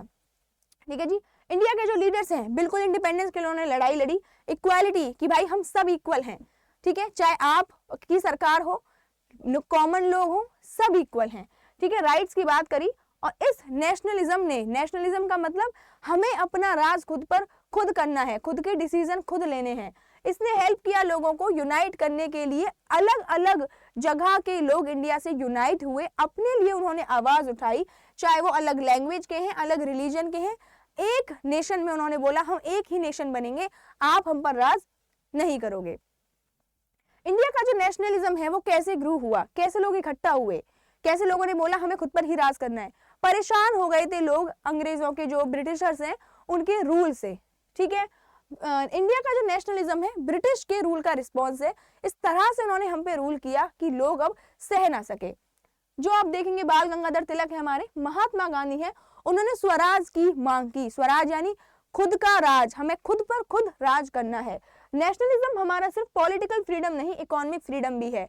ऐसा नहीं है कि आप हम पे राज कर रहे हो, आपने पॉलिटिकल फ्रीडम तो हमें दे दी है, राइट्स दे दी है, इक्वालिटी दे दी है, लिबर्टी दे दी है, लेकिन आप हम पर इकोनॉमिक कंट्रोल कर रहे हो। इकोनॉमिक कंट्रोल का मतलब हमारा ही रॉ मटेरियल लेके बाहर के देशों में लेके जा रहे हो और फिर हमें ही बेच रहे हो, ठीक है। इसका मतलब नेशनलिज्म का मतलब है पॉलिटिकल फ्रीडम तो दो ही दो, हमें इकोनॉमिक फ्रीडम भी दो, खुद हम अपने हिसाब से बिजनेसेस करेंगे, ठीक है। स्वदेशी मूवमेंट आने लगा, स्वदेशी मूवमेंट में बात करने लगी जो बॉयकॉट करो आप, बॉयकॉट यानी इंग्लिश के जो प्रोडक्ट्स है अपने देश के बना हुआ सामान यूज करो, गांधी जी ने भी ये यूज किया था, इंडियन गुड्स को यूज करो और इंडियन लोकल जो इंडस्ट्रीज हैं उनको सपोर्ट करो, ठीक है। British rule had many contradiction, talk of rights but no freedom. आप देखो ब्रिटिश का रूल ऐसा था, फ्रीडम की वो बात करते थे अपने यहाँ, उन्होंने हमें फ्रीडम नहीं दी, ठीक है। इसकी वजह से लोगों में और गुस्सा आ गया, लोग यूनाइट हो गए। फाइनली नेशनलिज्म है जो मेन फाउंडेशन बना इंडिया के इंडिपेंडेंस स्ट्रगल का। अब देश आजाद हो गया और इस स्ट्रगल का मेन फाउंडेशन बना आपका नेशनलिज्म, ठीक है जी। अब बात करते हैं, मैंने आपको बताया था किस तरह से इंडिया के स्ट्रक्चर में चेंज किया गया, और इसको समझने के लिए हम दो चीजें समझेंगे, पहला था इंडस्ट्रियलाइजेशन और दूसरा था अर्बनाइजेशन। इंडस्ट्रियलाइजेशन का मतलब क्या होता है? इंडस्ट्रियलाइजेशन का मतलब है shift from handicraft work to machine based factory system, ठीक है। पहले जो लोग हाथ से काम करते थे, अब हाथ से काम करने की जगह मशीनों से काम होने लगा, टेक्नोलॉजी आने लगी। पहले लोग हाथ से काम करेंगे तो कम कम चीजों का प्रोडक्शन कर पाएंगे, लेकिन मशीन पे अब मास प्रोडक्शन होने लगा, एक साथ बहुत सारी चीजें बनने लगी, ठीक है, और उनके प्राइस भी कम हो गए, ठीक है जी। Machine were powered by steam, machine को पावर्ड किया गया स्टीम से, कोल से और इलेक्ट्रिसिटी से, इन तीनों चीजों से मशीनें चलती थी। और न्यू लेबर सिस्टम आ गया। न्यू लेबर सिस्टम कैसे? पहले एग्रीकल्चर बेस्ड लेबर चलता था, अब इंडस्ट्रीज बेस्ड लेबर आ गया।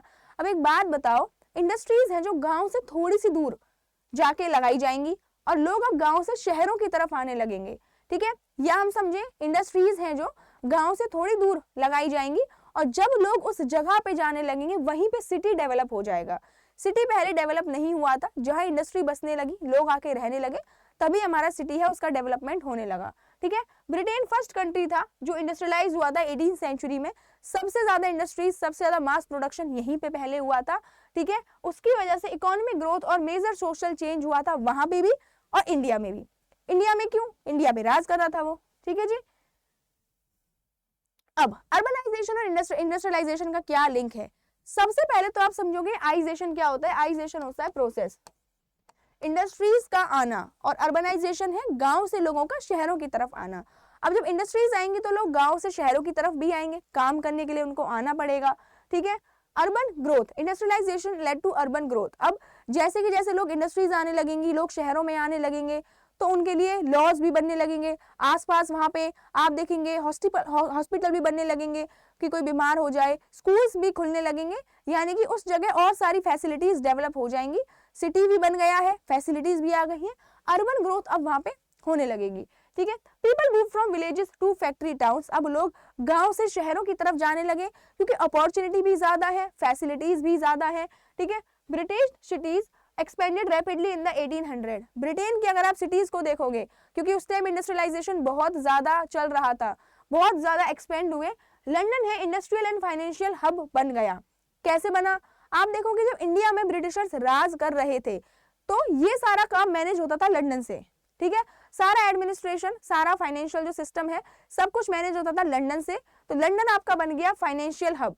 और इवन जब इंडिया से रॉ मटेरियल लिया जाता था तो लंदन में उसको फिनिश्ड गुड बनाया जाता था और लंदन से वो अलग अलग देशों में फिनिश्ड गुड भिजवाया जाता था। तो ये लंदन है वो सेंटर बन गया, हब बन गया ट्रेड का, ठीक है। अर्बनाइजेशन की वजह से लाइफस्टाइल भी चेंज हुआ, ऑक्यूपेशन भी चेंज हुआ।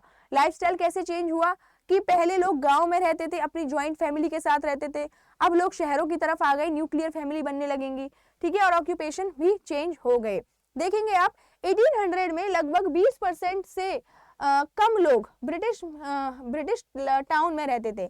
1800 में इंडस्ट्रियलाइजेशन ब्रिटेन में आया था, इसलिए यहाँ पे ब्रिटेन की ही बात हो रही है कि 1800 के आसपास 20% से भी कम लोग जो ब्रिटिश हैं वो टाउन में रहते थे। लेकिन 1900 यानी लगभग 100 सालों के अंदर ही इतनी ज्यादा ग्रोथ हो गई, 74% लोग शहरों में रहने लगे, ठीक है। London population grew to 7 million by 1900, ठीक है।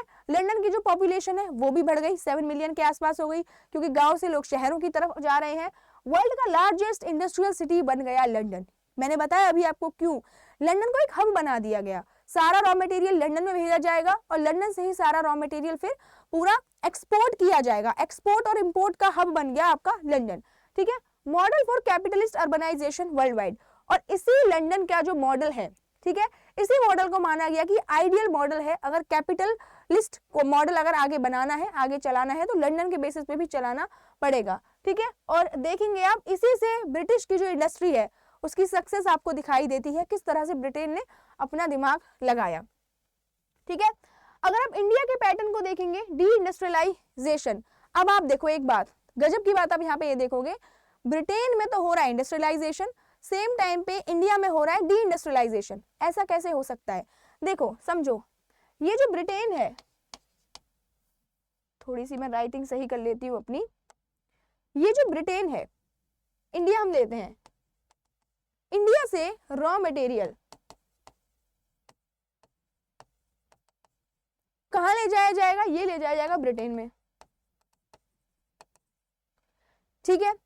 ब्रिटेन से बनेंगे फिनिश्ड गुड्स और ये फिनिश्ड गुड्स इंडिया में भी भेजे जाएंगे और जो दूसरे कंट्री है वहां भी भेजे जाएंगे, ठीक है। अब इंडिया में भी ऐसा तो है नहीं, इंडस्ट्रीज पहले थी नहीं, थी छोटे छोटे इंडस्ट्रीज थी, हैंडीक्राफ्ट का लोग काम करते थे। अब इन सामान के आने से, इस बने बनाए सामान के आने से, फिनिश्ड गुड के आने से जो लो प्राइस में आने लगा, लो प्राइस जो हैंडीक्राफ्ट से सस्ता है, जो हैंडीक्राफ्ट की इंडस्ट्रीज है वो डिक्लाइन हो गई, ठीक है। यानी यहाँ तो इंडस्ट्रीज बढ़ रही हैं लेकिन इंडिया की जो लोकल इंडस्ट्रीज हैं वो डिक्लाइन कर रही हैं, इसलिए इंडिया में डी इंडस्ट्रियलाइजेशन आने लगा। Deindustrialisation is the industries का कम होना, ठीक है। Industrialisation caused decline not growth, समझना पड़ेगा आपको यहाँ पे। आई होप क्वेश्चन में, एग्जाम में ये क्वेश्चन आ सकता है कि जब ब्रिटेन में इंडस्ट्रियलाइजेशन हो रहा था, इंडिया में डी इंडस्ट्रियलाइजेशन क्यों हो रहा था? क्योंकि जो लोकल इंडस्ट्रीज थी, जो हैंडीक्राफ्ट की इंडस्ट्रीज थी, वो बंद हो रही थी, ठीक है। ब्रिटिश गुड्स ने रिप्लेस कर दिया इंडियन के टेक्सटाइल सिस्टम को, इंडिया के पूरे हैंडीक्राफ्ट सिस्टम को। इवन आप देखोगे जो आर्टिसंस हैं वो अपना काम छोड़ के अब खेती बाड़ी में लग गए, क्योंकि उनका काम तो चल नहीं रहा है अब, ठीक है। रूरल पॉवर्टी इंक्रीज, अब जब वो खेती बाड़ी करेंगे, काम इतना है नहीं, ऊपर से जो कैश क्रॉप्स हैं वो उगाई जा रही हैं, फूड क्रॉप्स उगाई जा नहीं रही हैं, तो क्या हो जाएगा, पॉवर्टी बहुत ज्यादा बढ़ जाएगी, भुखमरी बढ़ जाएगी, लोगों की डेथ होने लगेंगी, ठीक है। Old cities like Dhaka and जो मुर्शिदाबाद है वो डिक्लाइन हो गया। पहले आप देखेंगे जब ब्रिटिशर्स के अंडर इंडिया था, तो जैसे ढाका हो गया जो बांग्लादेश की कैपिटल है, ठीक है, उसके बाद जो मुर्शिदाबाद हो गया, इंडिया के अंदर ही आते थे, ठीक है। ये पूरी तरह से सिटीज डिक्लाइन होने लगे थे। ये जाने जाते थे टेक्सटाइल के लिए और ट्रेड के लिए, ये दोनों टेक्सटाइल और ट्रेड के लिए जाने लगे। लेकिन इंडियन जो टेक्सटाइल सिस्टम है उसको खत्म कर दिया गया, क्योंकि सिर्फ रॉ मटेरियल भेजे जाने लगा, फिनिश्ड गुड को बनवाना बंद कर दिया। और जब फिनिश्ड गुड्स ही नहीं बनेंगी तो फिर ये जो सिटीज हैं, जो ये जाने जाते थे ट्रेड और टेक्सटाइल के लिए, इनको ये पूरी तरह से एक तरह से खत्म हो गई, वैल्यू इनकी कम हो गई। इंडिया एक्सपोर्टर बन गया भाई रॉ मटेरियल का ओनली, कुछ भी नहीं बनाया जाएगा इंडिया में, एक्सपोर्टर, रॉ मटेरियल को इंडिया एक्सपोर्ट करेगा और फिनिश्ड गुड को इंडिया इंपोर्ट करेगा। अपने ही बनाए हुए सामान को इंडिया क्या कर रहा है, एक्सपोर्ट कर रहा है। खुद जब वो फिनिश्ड गुड बना सकता है, ब्रिटिशर्स चाहते थे तो इंडिया में भी इंडस्ट्रीज लगवा सकते थे, लेकिन उन्होंने नहीं लगवाई। ठीक है जी, इंडिया में इंडस्ट्रीज लगवाते तो और दिक्कत हो जाती है। ठीक है जी, ट्रेडिशनल टाउन आप देखेंगे, इन सब की वजह से ट्रेडिशनल टाउन भी आपके डिक्लाइन करने लगे। ट्रेडिशनल टाउन यानी जो हमारे लोकल टाउन थे जहां पे ट्रेड किया जाता था। Courts and royal patronage disappeared. आप देखेंगे उस टाइम जो रॉयल पैट्रोनेज थी, ठीक है, जो राजा महाराजा हुआ करते थे, जो रूल करते थे, उनको खत्म कर दिया गया। ठीक है, उसके बाद आप देखेंगे सिटी जो सूरत हो गया, मसूलीपट्टनम हो गया, उनका इंपॉर्टेंस खत्म कर दिया गया पूरी तरह से। ठीक है, सूरत और जो मसूलीपट्टनम है इनके अपने पोर्ट्स थे। ठीक है, लेकिन जो हमारे ब्रिटिशर्स है उन्होंने अपने नए पोर्ट्स बनाने शुरू किए। ठीक है जी, न्यू कॉलोनियल सिटी हुई बॉम्बे, कैलकाटा और मद्रास। ठीक है, क्यों भाई बॉम्बे, कैलकाटा और मद्रास? अगर आप इंडिया का मैप देखेंगे ऐसे है ना, यहाँ पे आप देखेंगे आपका बॉम्बे आता है, ठीक है, यहाँ पे आपका कैलकाटा आता है और यहाँ इस नीचे ही आपका मद्रास आता है। ठीक है, अब ये जो नीचे वाले सिटीज हैं जहाँ पे पानी जहाँ है, जहाँ पे ठीक है, जिनके आसपास ओशियंस हैं, वहां से क्या किया जाएगा, सामान को, रॉ मटेरियल को भेजा जाएगा दूसरी जगह पे। ठीक है, तो ये सिटीज उन्होंने डेवलप करनी स्टार्ट कर दी। जो सिटीज पोर्ट पे बनी हुई हैं उनको डेवलप करना स्टार्ट कर दिया कि भाई इंपोर्ट और एक्सपोर्ट यहीं से किया जाएगा। नए उन्होंने पोर्ट्स बनाने स्टार्ट कर दिए। Urban pattern shifted to serve British trade routes. Trade routes को ही खत्म कर दिया। पहले जो ट्रेड रूट्स आप देखेंगे सूरत और मसूलीपट्टनम से चलता था, इंडिया का ट्रेडिशनल जो ट्रेड था उसको खत्म करके नए सेंटर बनाए गए, that is Calcutta, Bombay and Madras. ठीक है जी, विलेजेस डिपेंडेंट हो गए ऑन एक्सपोर्टेड क्रॉप्स। ठीक है जी, किस पे डिपेंडेंट हो गए विलेजेस? एक्सपोर्टेड क्रॉप्स पे। कौन कौन सी एक्सपोर्टेड क्रॉप्स थी? हम बात करें तो जैसे कि यहाँ पे बात हो रही है रबर की, इंडिगो की और टी प्लांटेशन की। ठीक है जी, चलिए अब बात करें सेंसस की। अगर हम रिपोर्ट देखें 1911 की, तो यहाँ पे आप देखेंगे विलेज इंडस्ट्रीज हैं डिस्ट्रॉय कर दी गई ब्रिटिश इंपोर्ट्स के द्वारा। ठीक है, खत्म कर दिया गया आपके विलेज इंडस्ट्रीज को। ठीक है जी, क्यों खत्म किया गया? क्योंकि ब्रिटिशर से वो इंपोर्ट करने लगे बाहर से बने हुए सामान को, अपने फिनिश्ड गुड्स को। आर्टिसन ने क्राफ्ट छोड़ दिया। ठीक है, एग्रीकल्चर में वो जाने लगे क्योंकि यहाँ पे उनको प्रॉफिट हो नहीं रहा था। ट्रेडिशनल सेल्फ सफिशिएंट जो इकोनॉमी थी, जो इकोनॉमी ट्रेडिशनल सेल्फ सफिशिएंट थी, सिर्फ सब्सिस्टेंस खेती करते थे वो लोग। सब्सिस्टेंस खेती क्या होती है? इस तरह से खेती करना कि मेजर जो खेती है लाइक 80% के आसपास उन्हीं क्रॉप्स की खेती की जाए जो मेनली अपने खाने पीने का काम चल सके उनसे। ठीक है, थोड़ा बहुत जो बचता था वो बेच दिए जाते थे। ठीक है जी, उन फसलों को बेच दिया जाता था। अब सब्सिस्टेंस फार्मिंग को चेंज करके आपने कैश क्रॉप्स फार्मिंग को प्रमोट करना स्टार्ट कर दिया। ठीक है, इकोनॉमी कोलैप्स हो गई। High agricultural prices change labour pattern. ठीक है, एग्रीकल्चरल जो खेती है उनके प्राइस भी ज्यादा कर दिए, यानी कि आप देखें रबर की जो क्रॉप्स है उनके प्राइस ज्यादा कर दिए और लेबर पैटर्न टूट गया। Disintegration varied regionally across India. पूरे इंडिया में रीजनली डिसइंटीग्रेशन हो गया। कहीं पे बहुत ज्यादा प्रॉब्लम हुई, कहीं पे थोड़ी बहुत कम प्रॉब्लम हुई। कॉलोनियल अगर हम सिटीज की बात करें, link India to global capitalism. Coastal cities, मैंने अभी बताया आपको कि भाई ये इंडिया का आपका मैप है। जो कोस्टल सिटीज है इनको डेवलप किया गया क्योंकि यहाँ से ग्लोबल लेवल पे कैपिटलिज्म जिससे लिंक किया जा सके, ग्लोबल लेवल पे प्रॉफिट कमाया जा सके। पोर्ट्स डेवलप किए गए, इन्हीं पोर्ट से सामान को खरीदा जाएगा और सामान को बेचा जाएगा शिप्स के थ्रू। ठीक है जी, बॉम्बे एक्सपोर्ट कॉटन फिक्स कर दिया गया कि बॉम्बे से तो आपका कॉटन एक्सपोर्ट होगा। ठीक है, रॉ मटेरियल जो है। कैलकाटा जूट को एक्सपोर्ट करेगा और मद्रास है जो वो इंडिगो को एक्सपोर्ट करेगा। इंडिगो क्या है पता है ना आपको? नील की जो खेती होती है, जो कपड़ों में हम नील लगाते हैं, इंडिगो होती है। और इंडिगो का ये सिस्टम और रहता है, अगर आपने 1, 2, 3 बार इंडिगो उगा ली तो जमीन खराब हो जाती है। ठीक है जी, लेकिन उनको इससे कोई भी मतलब नहीं था। उनका मेन एम था कि हम प्रॉफिट कमाएंगे, that's it. Function as imperial trading port. ठीक है, ये तीनों जो पोर्ट थे बॉम्बे, कैलकाटा एंड मद्रास, ये इंपीरियल पोर्ट बन गए। बहुत ज्यादा डेवलपमेंट यहाँ पे की गई, बहुत ज्यादा फोकस यहाँ पे किया गया। ठीक है, growth driven by export import economy. अब ये जो भी ग्रोथ हो रही है एक्सपोर्ट और इंपोर्ट से हो रही है। फिक्स रॉ मटेरियल को एक्सपोर्ट किया जाएगा, फिनिश्ड गुड को इंपोर्ट किया जाएगा। इससे पता चलता है किस तरह से इंडिया का जो इकोनॉमिक सिस्टम है पूरा की पूरा खत्म कर दिया गया और इंडिया को पूरी की पूरी तरह डिपेंडेंट बना दिया गया ब्रिटिशर्स पे। ठीक है, अपने हिसाब से उन्होंने हमें कंट्रोल करना स्टार्ट किया। सिटी प्लानिंग की बात करें अगर हम, कॉलोनियलिज्म के under Britishers quarter had wide roads and gardens. अब देखो, जो ये बॉम्बे है, जो ये कलकत्ता है, जो ये बंदरास है, ये सिटीज डेवलप हुए, इनके साथ साथ कई सारे सिटीज डेवलप हुए। सिटी को भी उन्होंने बांट दिया। सिटी में कुछ जगह ऐसी थी जहां पे उन्होंने वाइड रोड्स, चौड़े चौड़े रोड हुआ करते थे, ठीक है, गार्डन्स हुआ करते थे, ठीक है जी। लेकिन नेटिव एरिया, जो मूल स्थान थे, कुछ जगह ऐसी थी जिनको क्या किया गया, ओवर क्राउडेड रहने दिया गया, भीड़ भाड़ वाली जगह, कोई सफाई नहीं, कोई फैसिलिटी नहीं, ठीक है, नेग्लेक्टेड, एकदम उसको नजरअंदाज ही कर दिया गया। Segregation by race and class was limited. Race कौन सा? रेस एक तो आप देखेंगे जो इंग्लिश है और जो इंडियन है, ये तो हो गया आपका रेस। उसके बाद क्लास आप देखेंगे जो रिच है, पुअर है, ठीक है। ये जो बड़ी जगह है जिनका डेवलपमेंट किया गया, यहाँ पे सिर्फ ब्रिटिशर्स के ही लोग जा सकते थे, इंडियंस को जाना बिल्कुल भी अलाउ नहीं था, यानी रेस के बेसिस पे डिवीजन कर दिया गया। कुछ लोग अमीर थे, कुछ लोग गरीब थे, इसके बेसिस पे भी डिवीजन किया गया, ठीक है। European clubs and recreation restricted to whites. जो यूरोपियन क्लब्स थे, ठीक है, जो यूरोपियन रिक्रिएशन सेंटर थे, बड़ी बड़ी जो जगह थी, इंडियंस को जाना पूरी तरह से बंद कर दिया, पाबंदी इस पे लगा दी गई। Colonial city symbolized inequality and control. आप देखेंगे डेवलपमेंट किया उन्होंने, मानते हैं हम, उन्होंने विकास किया हमारे देश का, लेकिन उसका क्या, उन्होंने क्या किया, इनइक्वालिटी और कंट्रोल कर दिया उसको भी, ठीक है। अमीर और गरीब के बेसिस पे और रेस के बेसिस पे भी उन्होंने बांट दिया शहरों को ही, ठीक है। शहरों की प्लानिंग भी उन्होंने इस हिसाब से की कि उन्हीं के फेवर में प्लानिंग हो, उन्हीं के लोगों के फेवर में प्लानिंग हो। इंडिया के जो लोग हैं इतनी मेहनत करते हैं, इंडिया के लोगों की वजह से ही जो ब्रिटिशर्स हैं इतने डेवलप हो पाए हैं, उन्हीं के लिए कोई भी फैसिलिटी नहीं है, ठीक है। अब देखो कोलकाता की फाउंडेशन कैसे की गई, आपके उसमें दिया हुआ है चैप्टर में।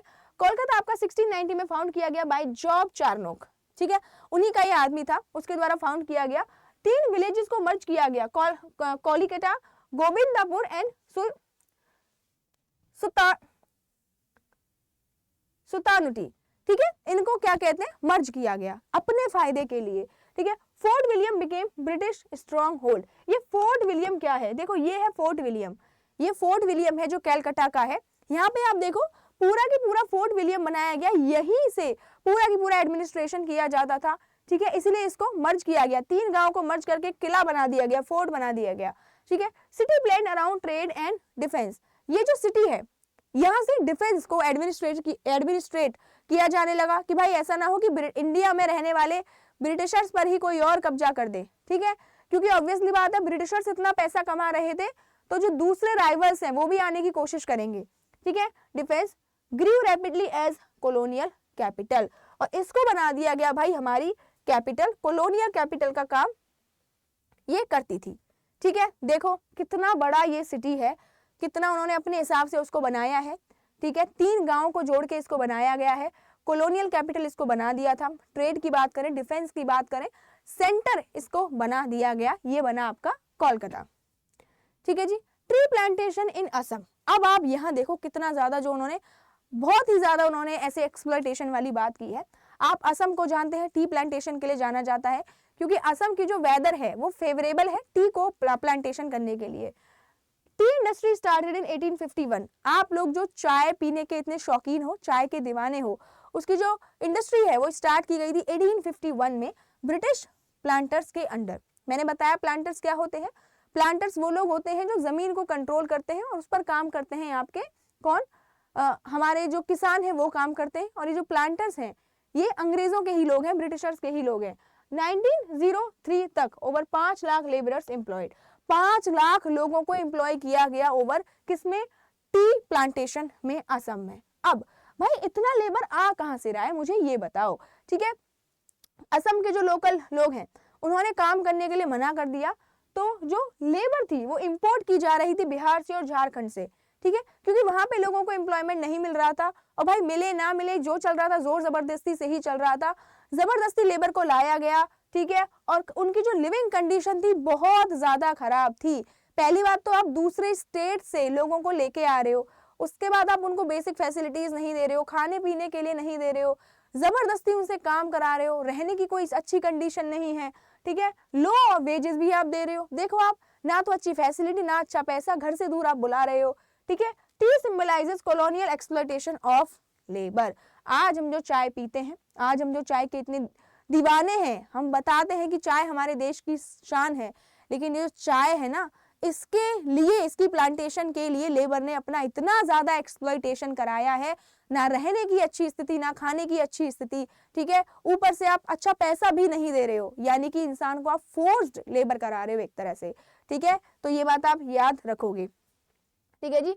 लेबर का जो एक्सप्लॉयटेशन है किस तरह से किया गया वो भी मैं आपको समझा देती हूँ। Recruitment through fraud and coercion, यानी जबरदस्ती, अगर मैं यहाँ पे लिखूं फोर्स्ड, हिंदी में ही इंग्लिश में लिख देती हूँ, जबरदस्ती लेबर का एक्सप्लॉयटेशन किया गया, ठीक है। भाई मन नहीं आना लेबर को, नहीं जाना उनको असम, लेकिन जबरदस्ती उनको एक व्हीकल में भर भर के उनको भेजा गया, जैसे कि कोई वो कमोडिटी हो, जैसे कि वो कोई सामान हो, इस तरह से उन्हें भेजा गया। उसके बाद उनका बहुत ज्यादा फ्रॉड से, कि आप बोल रहे हो कि हम आपको एम्प्लॉयमेंट देंगे, अच्छा पे देंगे, रहने की स्थिति अच्छी होगी, ये सब बातें करके आप वहां जाके जब उसे कुछ भी नहीं मिल रहा है, फ्रॉड और कोर्जन से, यानी कि जबरदस्ती आप उनको बुला रहे हो। नेटिव लेबरर्स एक्ट उन्होंने बनाया, लीगलाइज्ड हार्श कॉन्ट्रैक्ट, ये वाला जो एक्ट है आप ये देखो 1863 में बनाया गया। इस एक्ट के अंदर ये बोला गया कि एक बार अगर कोई लेबर आ जाता है असम में, ठीक है, उसको वापस नहीं जाने दिया जाएगा, ठीक है जी, ठीक है। अगर प्लांटर की कोई गलती होती है, प्लांटर यानी जो इन सबको, जो लैंड को होल्ड करता था, उसकी कोई गलती होती है तो नहीं सुनी जाएगी, ठीक है।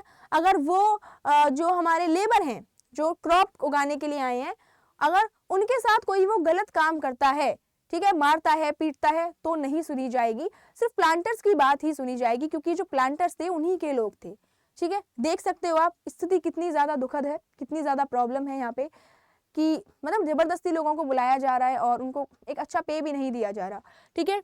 तो नेटिव लेबरर्स एक्ट बनाया गया, हार्श कंडीशन को लीगलाइज कर दिया कि जो फैसिलिटी मिलेगी उसी में रहना पड़ेगा, ठीक है, अच्छा पे नहीं देंगे तो आप मांग नहीं कर सकते अच्छे पे की, ठीक है। और जब बुलाया जाता था लेबर को तो इससे उनको नहीं, ये सब नहीं बताया जाता था, फ्रॉड किया जाता था, ठीक है। Labourers trapped for years under penal laws, ऐसे लॉ बना दिए गए, कॉन्ट्रेक्चुअल लेबर बना दी गई, 3 साल आपको काम करना पड़ेगा, 4 साल आपको काम करना पड़ेगा, और नहीं काम करोगे तो आपको सजा अलग से दी जाएगी। मतलब बोलते हैं चिट भी अपनी पट भी अपनी, कि जबरदस्ती काम भी कराएंगे, पैसा भी नहीं देंगे, फैसिलिटीज भी नहीं देंगे और जाने भी नहीं देंगे, ठीक है जी।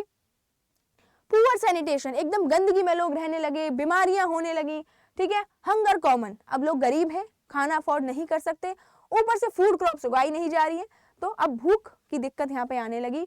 Colonial government favoured planters over workers, कि भाई मैंने बताया कॉलोनियल जो गवर्नमेंट है, वर्कर के हित में उन्होंने कोई भी लॉ नहीं बनाया, जो लॉ उन्होंने बनाए प्लांटर्स के हित में ही उन्होंने लॉ बनाए, ठीक है जी। अगर हम बात करें कैसे जो प्लांटर्स की और वर्कर की लाइफ में क्या डिफरेंस था, तो ऑब्वियसली बात है प्लांटर की लाइफ अच्छी होगी। ब्रिटिश प्लांटर्स हैं जो लग्जरी बंगलोज में रहते थे, आराम से अपने ऐशो आराम की जिंदगी जीते थे, ठीक है, बढ़िया खाते थे, बढ़िया पहनते थे, बढ़िया साफ सफाई में रहते थे, ठीक है। घर के आसपास एकदम बंगलों के आसपास गार्डन रहता था, ठीक है, नौकर चाकर सर्वेंट्स रहते थे और इंपोर्टेड गुड्स का वो यूज करते थे, बढ़िया एकदम मस्त महंगी महंगी चीजों का।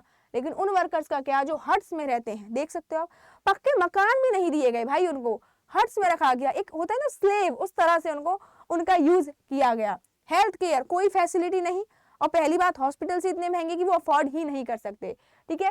क्लास और रेशियल गैप एक्सट्रीम हो गया, ठीक है। ये जो प्लांटर्स थे ये ब्रिटिशर्स थे और ये जो हमारे लेबर है ये इंडियंस थे, तो ब्रिटिशर्स और इंडियंस के बीच रेस गैप और अमीर और गरीब के बीच आपका क्लास गैप, ये दोनों और ज्यादा एक्सट्रीम होते गए। Plantation system symbolizes colonial injustice, ये जो प्लांटेशन सिस्टम इन्होंने लाया इनजस्टिस को दिखाता है कि आपने सब कुछ प्लांटर्स के हित में कर दिया और लेबर के हित में आपने कुछ भी नहीं किया, फ्रॉड किया, गलत चीजें की और एक्ट भी बना दिया, ठीक है जी। और लेकिन अब हम बात करें जब हमारा देश आजाद हो गया, कैसे हमारे देश ने इंडस्ट्रीज को फ्लरिश किया, कैसे लेबर के लिए एक्ट बनाए, कैसे उनकी भलाई के लिए एक्ट बनाए, ठीक है। Industrialisation after independence, India aimed for economic self sufficiency post 1947। India ने नेशनलिज्म के लिए लड़ाई करी कि हमें खुद पर ही राज करना है। 1947 में इंडिया को आज़ादी मिली ब्रिटिशर से और तब उन्होंने सोच लिया पहली बात तो हमें सेल्फ सफिशिएंसी चाहिए, यानी कि हमें किसी पे भी डिपेंडेंट नहीं होना है, हमें नहीं होना है डिपेंडेंट जो ये ब्रिटिशर्स हैं उनके फिनिश्ड गुड्स पे। खुद हम रॉ मटेरियल बनाएंगे, खुद हम फिनिश्ड गुड्स बनाएंगे, खुद की हम इंडस्ट्रीज लगाएंगे, बहुत ज्यादा टैक्स नहीं कलेक्ट करेंगे, लेबर के हित में काम करेंगे, उनकी अच्छाई के लिए लॉ बनाएंगे। ठीक है जी। State led planning and public sector development begin. अब देखो कैपिटलिज्म में प्राइवेट सिस्टम चल रहा था, प्राइवेट जो कंपनीज हैं उनका सिर्फ कंट्रोल था। यहाँ पे गवर्नमेंट कहती है कि पब्लिक सेक्टर को डेवलप किया जाएगा, गवर्नमेंट सेक्टर को डेवलप किया जाएगा और यही गवर्नमेंट लोगों के लिए अच्छे लॉ बनाएगी। ठीक है, स्टेट लेड प्लानिंग, स्टेट अब प्लान करने लगा रेदर देन कि कुछ लोग आके हमारे लिए प्लान करें।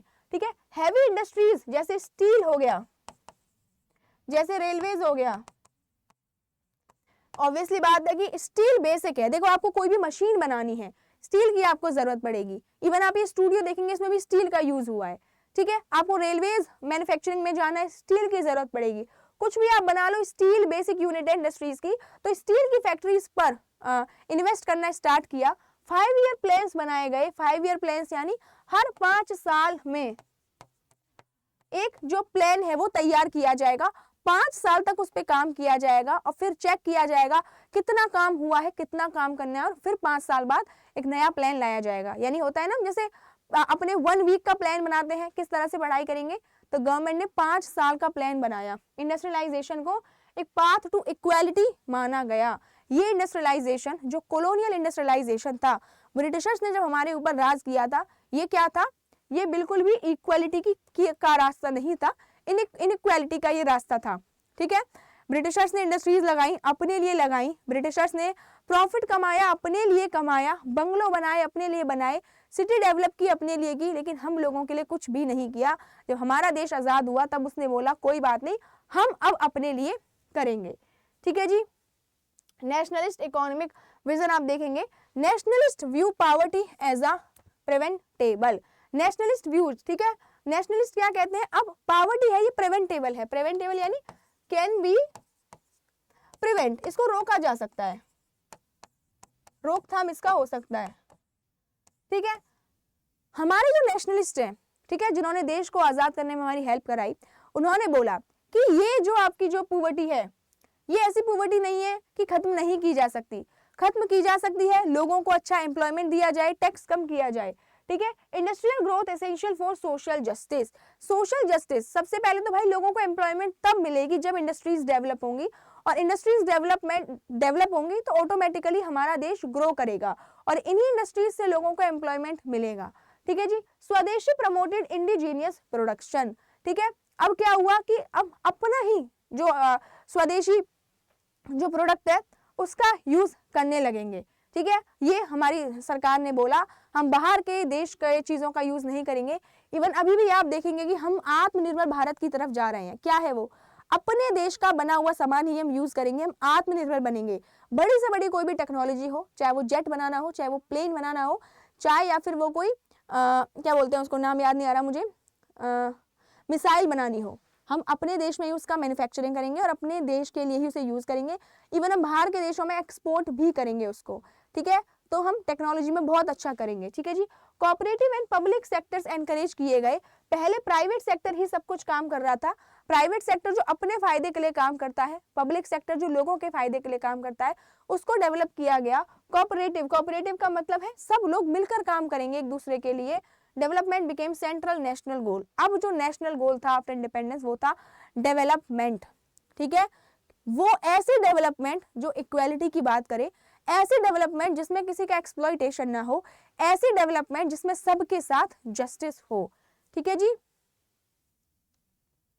आप देखेंगे यहाँ पे कि इंडस्ट्रियल टाउन इंडिपेंडेंस के बाद हमने देखा था कि जो ब्रिटिश के टाउन थे वो बहुत डेवलप हो रहे थे इंडस्ट्रीज के टाइम पे। इंडियन अगर हम टाउन्स देखें कि steel plants created new towns, Bhilai, Bokaro and Rourkela, ये आपके क्या है, ये आपके स्पॉट हैं जहां पे स्टील का मैन्युफैक्चरिंग होने लगा। ठीक है, न्यू टाउन बनने लगे। Also town around fertilisers and refineries, जहाँ पे फर्टिलाइजर्स की बात होने लगी कि ऐसा नहीं है पूरा की पूरा ध्यान इंडस्ट्रीज पे दिया जाएगा, क्रॉप्स पे भी ध्यान दिया जाएगा। ठीक है, और जो फूड क्रॉप्स हैं उसमें फर्टिलाइजर की भी जरूरत पड़ती है क्योंकि उसमें कीटनाशक लग जाते हैं, तो दवाइयों की जरूरत पड़ती है। रिफाइनरीज, इनको भी बनाया गया। ठीक है, represented industrial modernity of India. ठीक है, ये जो इंडस्ट्रियल टाउन है ये इंडिया की मॉडर्निटी को रिप्रेजेंट कर रहे हैं कि इंडिया अपने लिए खुद काम कर रहा है, एम्प्लॉयमेंट भी क्रिएट कर रहे हैं। ठीक है, लोग आएंगे यहाँ पे काम करेंगे, ऐसा नहीं है कि हम एग्रीकल्चर डिपेंडेंट ही हो जाएंगे, हम इंडस्ट्रीज पे भी ध्यान देंगे और एग्रीकल्चर को सुधारने का भी ट्राई करेंगे। ठीक है, न्यू अर्बन लाइफ अब बनने लगी, लोग आएंगे यहाँ पे रहने लगेंगे, शहरों का निर्माण होने लगेगा। Marked break from colonial dependency, और भाई अब हमें जरूरत नहीं है किसी पे भी डिपेंडेंट रहने की, वी विल बिकम इंडिपेंडेंट। और हम आज आप देखेंगे आज हम एक हद तक इंडिपेंडेंट हो चुके हैं। इंडिपेंडेंट तो खैर हम हैं पॉलिटिकल लेवल पे, इकोनॉमिक लेवल पे भी आप देखेंगे इंडिया बहुत सारी चीजों का खुद से मैन्युफैक्चरिंग कर रहा है। ठीक है, अर्बनाइजेशन ट्रेंड हम देखें, अगर अर्बनाइजेशन है जो रैपिडली 1950 के बाद ग्रोथ किया है उसने, आप देखेंगे 1947 में हमारा जो देश है वो आजाद हुआ था, इंडिया को इंडिपेंडेंसी मिली थी, और आजाद होते ही जो आप देखेंगे जो हमारे जवाहरलाल नेहरू हैं उनका मेन एम था कि इंडस्ट्रीज को फ्लरिश किया जाए, और जो आपके अर्बनाइजेशन है यानी कि लोग गांव से शहरों की तरफ जाने लगे, वो अर्बनाइजेशन एक्सपेंड किया 1950 में रैपिडली। सिटीज हैं जो सेंटर बन गए जॉब्स और एजुकेशन के। अब आप देखो जब लोग इंडस्ट्रीज में आके काम करने लगेंगे, हॉस्पिटल्स का भी निर्माण होने लगेगा वहाँ पे। ठीक है, और दूसरी जो फैसिलिटीज है, स्कूल्स भी बनने लगेंगे कि भाई जो लेबर है वो चली ना जाए, इसके लिए उन्हें स्कूल भी बनाए जाएं, हॉस्पिटल्स भी बनाए जाएं, अच्छे उनके लिए लॉज भी बनाए जाएं, उनकी भलाई के लिए काम करें। धीरे धीरे सिटी और ज्यादा डेवलप होते गए। ठीक है जी, migration from villages to town increase, कि लोग गांव से शहरों की तरफ अब जाने लगे क्योंकि शहरों में उनको अच्छा काम मिल रहा था। ठीक है जी, मेट्रोपॉलिटन सिटीज का जो साइज है और इन्फ्लुएंस है वो बढ़ गया। ठीक है जी, मेट्रोपॉलिटन सिटी यानी ऐसे सिटीज जहाँ पे मेट्रोज पाई जाती हैं वो और ज्यादा बढ़ने लगे, इवन वो अपने अंदर और जो जगहें थी उनको भी लेने लगे। रूरल अर्बन डिवाइड शार्पर हो गया। अब आप ये देखो और ज्यादा शार्प कर गया है रूरल अर्बन डिवाइड। ऑब्वियसली बात हम डेवलपमेंट की बात कर रहे हैं, बढ़ रही है डेवलपमेंट, हमारे देश का भी विकास हो रहा है, लेकिन ये जो डिवाइड है रूरल और अर्बन और शार्प हो गया। क्यों?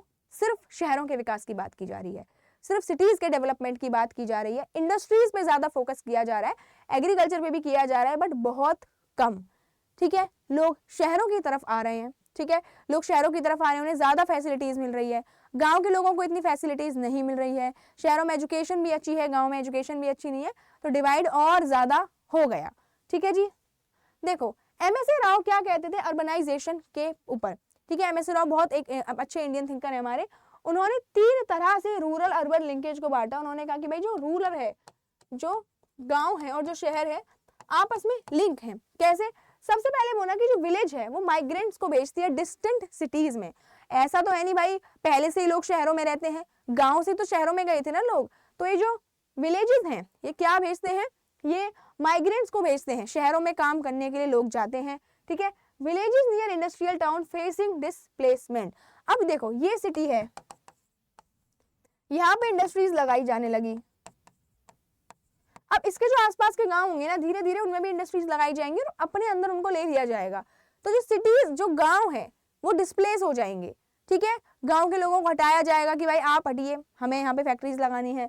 और विलेज है धीरे धीरे मेट्रोज जो सिटीज हैं उनके अंदर वो समाहित हो जाएंगे, उनके अंदर उनको असिमिलेट कर लिया जाएगा, यानी कि आसपास के जितने रहने वाले लोग हैं धीरे धीरे गाँव में आने लगेंगे और शहर बढ़ने लगेगा और गाँव खत्म हो जाएगा। ठीक है, each type alter social and economic relation, हर तरह से यहाँ पे इकोनॉमिक रिलेशन भी मिलेगा आपको कि भाई लोग कमाई करने के लिए तो गांव से शहरों की तरफ जा रहे हैं, शहरों में भी अगर विकास करना है तो जमीन ज्यादा चाहिए, तो गांव की वो जमीन लेने लगेंगे। ठीक है, गांव के लोग शहरों के अंदर आ जाएंगे। ऐसा नहीं है सारे लोग जो गांव से शहर आ रहे हैं सबको अच्छी इंप्लॉयमेंट मिलेगी, ऐसा बिल्कुल भी नहीं है। हायरार्की हमेशा से सोसाइटी में बनी आती थी और बनी रहेगी। स्मार्ट सिटी आप देखेंगे अब चलने लगा है। स्मार्ट सिटी क्या है? रिसेंट अर्बन पॉलिसी है स्मार्ट सिटी मिशन, कि सारे जो शहर हैं इंडस्ट्रीज तो लगाई जाएंगी, साथ में स्मार्ट भी उनको बनाया जाएगा। Smart in the way of कि sustainable and digital cities. What is the meaning of sustainable? Sustainable का मतलब होता है कि जो प्रेजेंट की गोल्स हैं वो तो पूरे किए जाएंगे विद जो फ्यूचर की नीड्स हैं। ठीक है, आज हम सिटी में डेवलपमेंट कर रहे हैं, इसका मतलब ये नहीं है फ्यूचर में जो आने वाले लोग हैं उनकी नीड के साथ हम खिलवाड़ करें। दैट इज सस्टेनेबल हम ग्रोथ करेंगे, उतने ही रिसोर्सेज का इस्तेमाल करेंगे जितनी हमें जरूरत है। और ये जैसे होता है पानी, पानी भी भाई हमारे पास लिमिटेड ही है, ठीक है, उतना ही यूज करो जितनी आपको जरूरत है, और जो दूसरी जनरेशन आएगी उसको भी जरूरत पड़ेगी। सस्टेनेबल डेवलपमेंट होनी चाहिए, ठीक है। उसके बाद डिजिटल सिटीज, आप देखेंगे आज के टाइम पे गांव गांव में भी लोग पेटीएम का यूज करते हैं, इवन चाहे सब्जी वाले भैया हों या जो कारपेंटर हो, कॉबलर हो, हर किसी के पास आपको मिलेगा जो पेटीएम का क्यूआर कोड होता है। इंडिया सबसे ज्यादा डिजिटली ग्रोथ कर रहा है, ठीक है। क्लीन इंफ्रास्ट्रक्चर एंड ट्रांसपोर्ट, पेड़ पौधे लगाए जाएंगे, इंफ्रास्ट्रक्चर क्लीन होगा, ठीक है। देखो पूरा की पूरा जो इंफ्रास्ट्रक्चर है, ट्रांसपोर्ट भी क्लीन होगा, यानी कि हम इलेक्ट्रिकल व्हीकल्स की तरफ ज्यादा ध्यान देंगे रेदर देन जो पेट्रोल और डीजल से चलते हैं। देख सकते हैं कितना ज्यादा पॉल्यूशन आपका हो रहा है, ठीक है। New urban modernity in India, और ये जो स्मार्ट सिटीज है ना, न्यू अर्बन मॉडर्निटी को प्रेजेंट करेंगे कि इंडिया में मॉडर्निटी हो रही है, स्मार्ट तरीके से मॉडर्निटी हो रही है, that is called new modernity, ठीक है। Historical trends of planned development, extend historical trend of planned development. उन्होंने बोला कि हिस्ट्री में भी जो ब्रिटिशर्स ने उन्होंने प्लान डेवलपमेंट किया था सिर्फ और सिर्फ अपने फायदे के लिए किया था, अब जो प्लान डेवलपमेंट होगा सबके फायदे के लिए होगा, ठीक है जी। अब अगर हम अर्बन पॉपुलेशन का डेटा मैं आपको दिखाऊं तो देखो अर्बन पॉपुलेशन 17.29% लोग 1951 में रहते थे, ठीक है जी। 2011 का जब सेंसस हुआ था तो पाया गया कि अर्बन पॉपुलेशन 31.16% हो गई है, ठीक है। नंबर ऑफ टाउन्स पहले 2843 यानी 2843 टाउन थे, अब 7935 यानी 7935 टाउन्स आपके हो गए हैं। क्यों? डेवलपमेंट बढ़ रहा है, ठीक है। Indicates continuous rise in urban share, ठीक है जी। तो ये कॉन्टिन्यूस राइज का मतलब है कि जो पॉपुलेशन है वो बढ़ती जा रही है। Absolute urban increase exceeded rural for first time, ठीक है। पहली बार अर्बन की जो ग्रोथ है उसने रूरल की ग्रोथ को एक्सीड कर लिया है, पार कर लिया है। अर्बन जो शहर है वो ज्यादा तेजी से ग्रो कर रहे हैं। Reflect structural demographic shift, demographic shift का मतलब क्या होता है? पॉपुलेशन का जो साइज है पूरा की पूरा चेंज हो गया है, ठीक है जी। ये पढ़ा हमने इस चैप्टर में। ग्रोथ रेट का अगर हम ट्रेंड देखें तो देखो ये वही है जो अभी हमने पढ़ा है, नहीं, अर्बन ग्रोथ 41.42%, ये तो हम पढ़ चुके हैं ना, अभी ये पढ़ लिया था ना हमने, नहीं पढ़ा था, चलिए।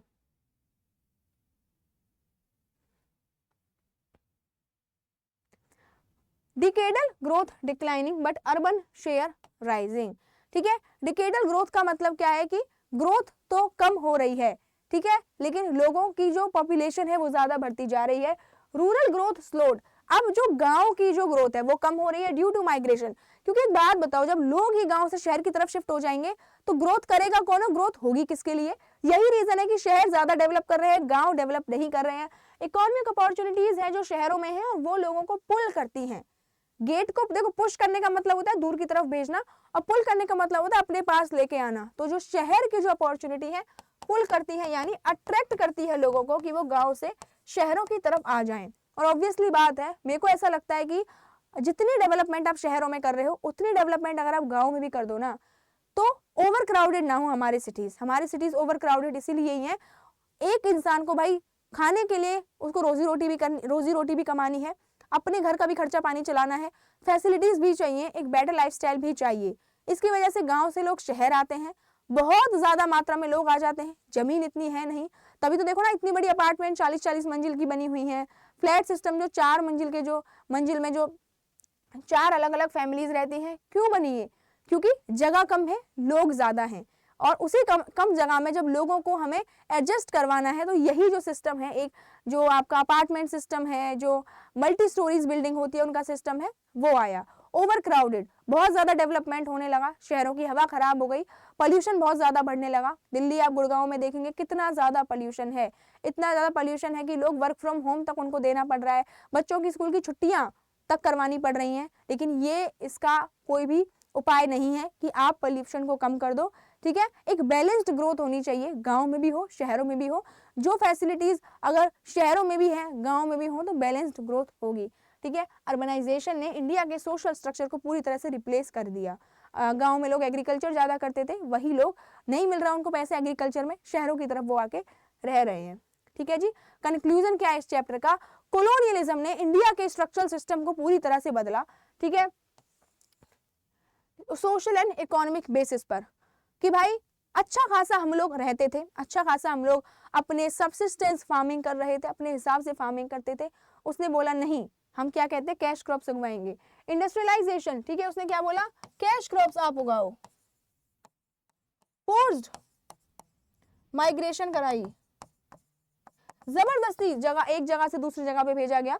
नॉट इवन इन इंडिया, बाहर के देशों में भी फोर्स माइग्रेशन कराई, जिसकी वजह से जो एनआरआई है आज के हम देखेंगे वो हमें उसी ओरिजिन के मिलेंगे, ठीक है जी। इंडस्ट्रियलाइजेशन, अर्बनाइजेशन, ट्रांसफॉर्म लाइवलीहुड, पूरी तरह से लोगों की लाइवलीहुड चेंज हो गई। लोग पहले शांति से अपनी एक जिंदगी में रहते थे, अब इंडस्ट्रीज में वो काम करने लगे। Modern India carries both progress and inequality. अगर हम आज के इंडिया को देखें, प्रोग्रेसिव है इंडिया, इंडिया में प्रोग्रेस है, बिल्कुल हम मना नहीं कर सकते। इनइक्वालिटी भी बहुत है, ठीक है। इनइक्वालिटी पहली बात तो इसलिए इस वजह से है, सबसे पहले हिस्टोरिकल जो इनइक्वालिटी हुई है हमारे साथ, हिस्टोरिकल जो इंजस्टिस हुआ है, और उसके बाद फिर शहरों में ज्यादा डेवलपमेंट किया, गांव में कम डेवलपमेंट किया, ठीक है जी। उसके बाद colonial legacies persist in institution and habits. बिल्कुल सही बात है, हम आजाद हो गए हैं, वी आर इंडिपेंडेंट फ्रॉम जो हमारे ब्रिटिशर्स हैं उनसे, नॉट हमारे, ठीक है। हम इंडिपेंडेंट हो गए हैं, बट अभी भी हम उनकी जो लेगेसी है उसको परसिस्ट करते हैं। आप देखेंगे इंग्लिश जो है अभी भी बहुत ज्यादा मानी जाती है, जो इंग्लिश नहीं बोलता उसे हम बोलते हैं आपको तो कुछ आता ही नहीं है। हिंदी को बहुत ज्यादा प्रायोरिटी नहीं दी जाती।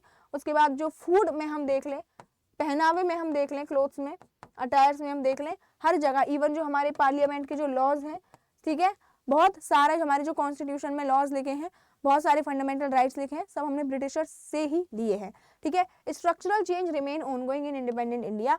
स्ट्रक्चरल चेंज अभी भी इंडिया में हो रहा है, अभी भी हम बहुत ज्यादा एब्सोल्यूट एक प्रोग्रेस की तरफ नहीं पहुंच पाए हैं, ठीक है। आई होप ये चैप्टर आपको समझ आया हो। मैं आपको बता देती हूँ क्या क्या हमने पढ़ा, ठीक है। हमने स्टार्ट किया था कि कॉलोनियलिज्म क्या क्या लोगों को परेशान किया।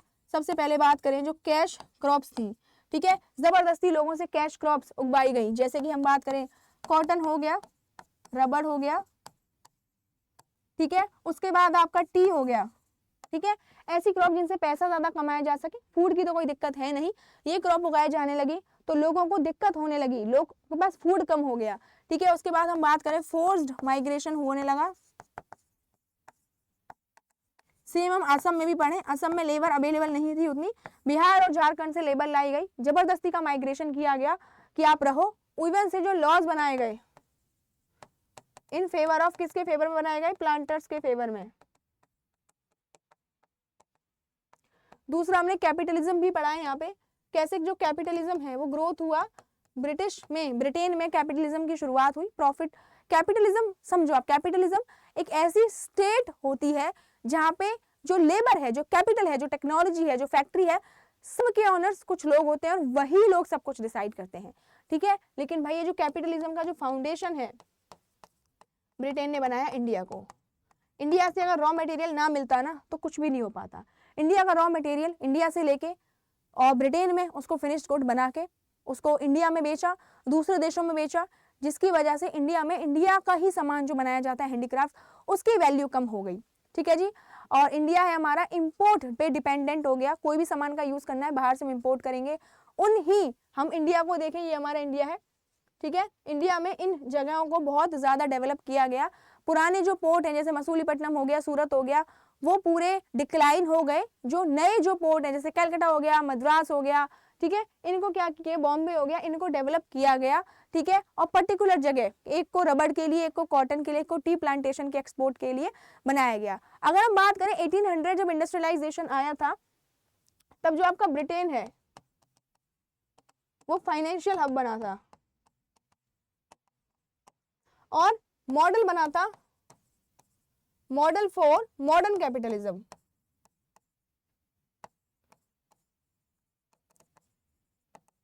ठीक है, क्यों? क्योंकि इंडिया का जो रॉ मटेरियल है पहले ब्रिटेन में ले जाया जाता था, ब्रिटेन से हर जगह उसको एक्सपोर्ट कराया जाता था, यानी ब्रिटेन से ही सारा एडमिनिस्ट्रेशन किया जाता था, फाइनेंशियल हब ये बन गया था, ठीक है। और ब्रिटेन में अगर मैं स्पेशली बात करूं तो यहाँ पे बात हो रही है लंदन की, ठीक है। याद रखना है किस तरह से जो लेबर्स हैं उनके साथ एक्सप्लॉयटेशन की गई, जबरदस्ती उनसे काम करवाया गया, इवन जबरदस्ती फ्रॉड के जरिए उनको बुला लिया जाता था काम करने के लिए और वापस भी नहीं भेजा जाता था, ठीक है।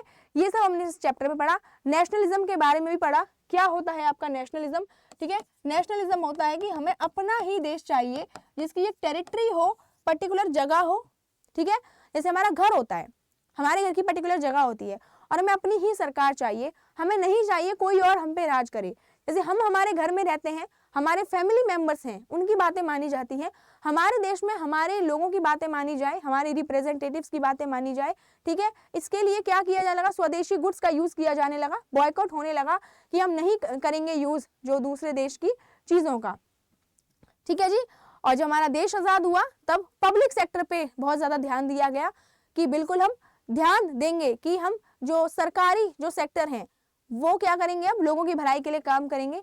इंडस्ट्रीज सबसे जो बेसिक चीज है इंडस्ट्रीज के लिए दैट इज स्टील, स्टील का निर्माण किया गया, स्टील के लिए इंडस्ट्रीज लगाई गई, फैक्ट्रीज लगाई गई, पहले स्टील बनेगी तभी जाके हमारी इंडस्ट्रीज बन पाएंगी। ये इस चैप्टर में पढ़ा, कोई भी डाउट हो यू कैन आस्क मी, ठीक है। बाकी आप एक टेलीग्राम चैनल है कृतिका मैम CUET, ठीक है, ये आप ज्वाइन करो, कोई भी दिक्कत हो आप मैसेज कर सकते हो, कोई भी कंसेप्ट हो, ठीक है जी। ये देखो आप, ये आपका जो चैनल है ये इस वाली टेलीग्राम आईडी पे, सॉरी इस वाली मेल आईडी पे यू कैन मेल, कोई भी आपको प्रॉब्लम हो रिगार्डिंग एग्जाम, रिगार्डिंग कोई एक अच्छी प्रॉब्लम हो तो ये मुझे मेल करना। ये वाला टेलीग्राम चैनल आप ज्वाइन कर सकते हैं, नॉट ज्वाइन कर सकते हैं, बिल्कुल ज्वाइन करो। ये QR कोड अगर आप स्कैन करते हैं, स्कैनर जो है आपके पास, तो आप टेलीग्राम से ऑटोमेटिकली ज्वाइन हो जाएंगे। This is the way where we can connect with email ID, और Telegram channel is the best source, ठीक है जी। चलिए guys, thank you so much, I hope ये चैप्टर आपको समझ आया होगा। कोई भी इशू है कमेंट सेक्शन में बताइए, ठीक है, और अपना ध्यान रखिए एंड टाटा बाय बाय।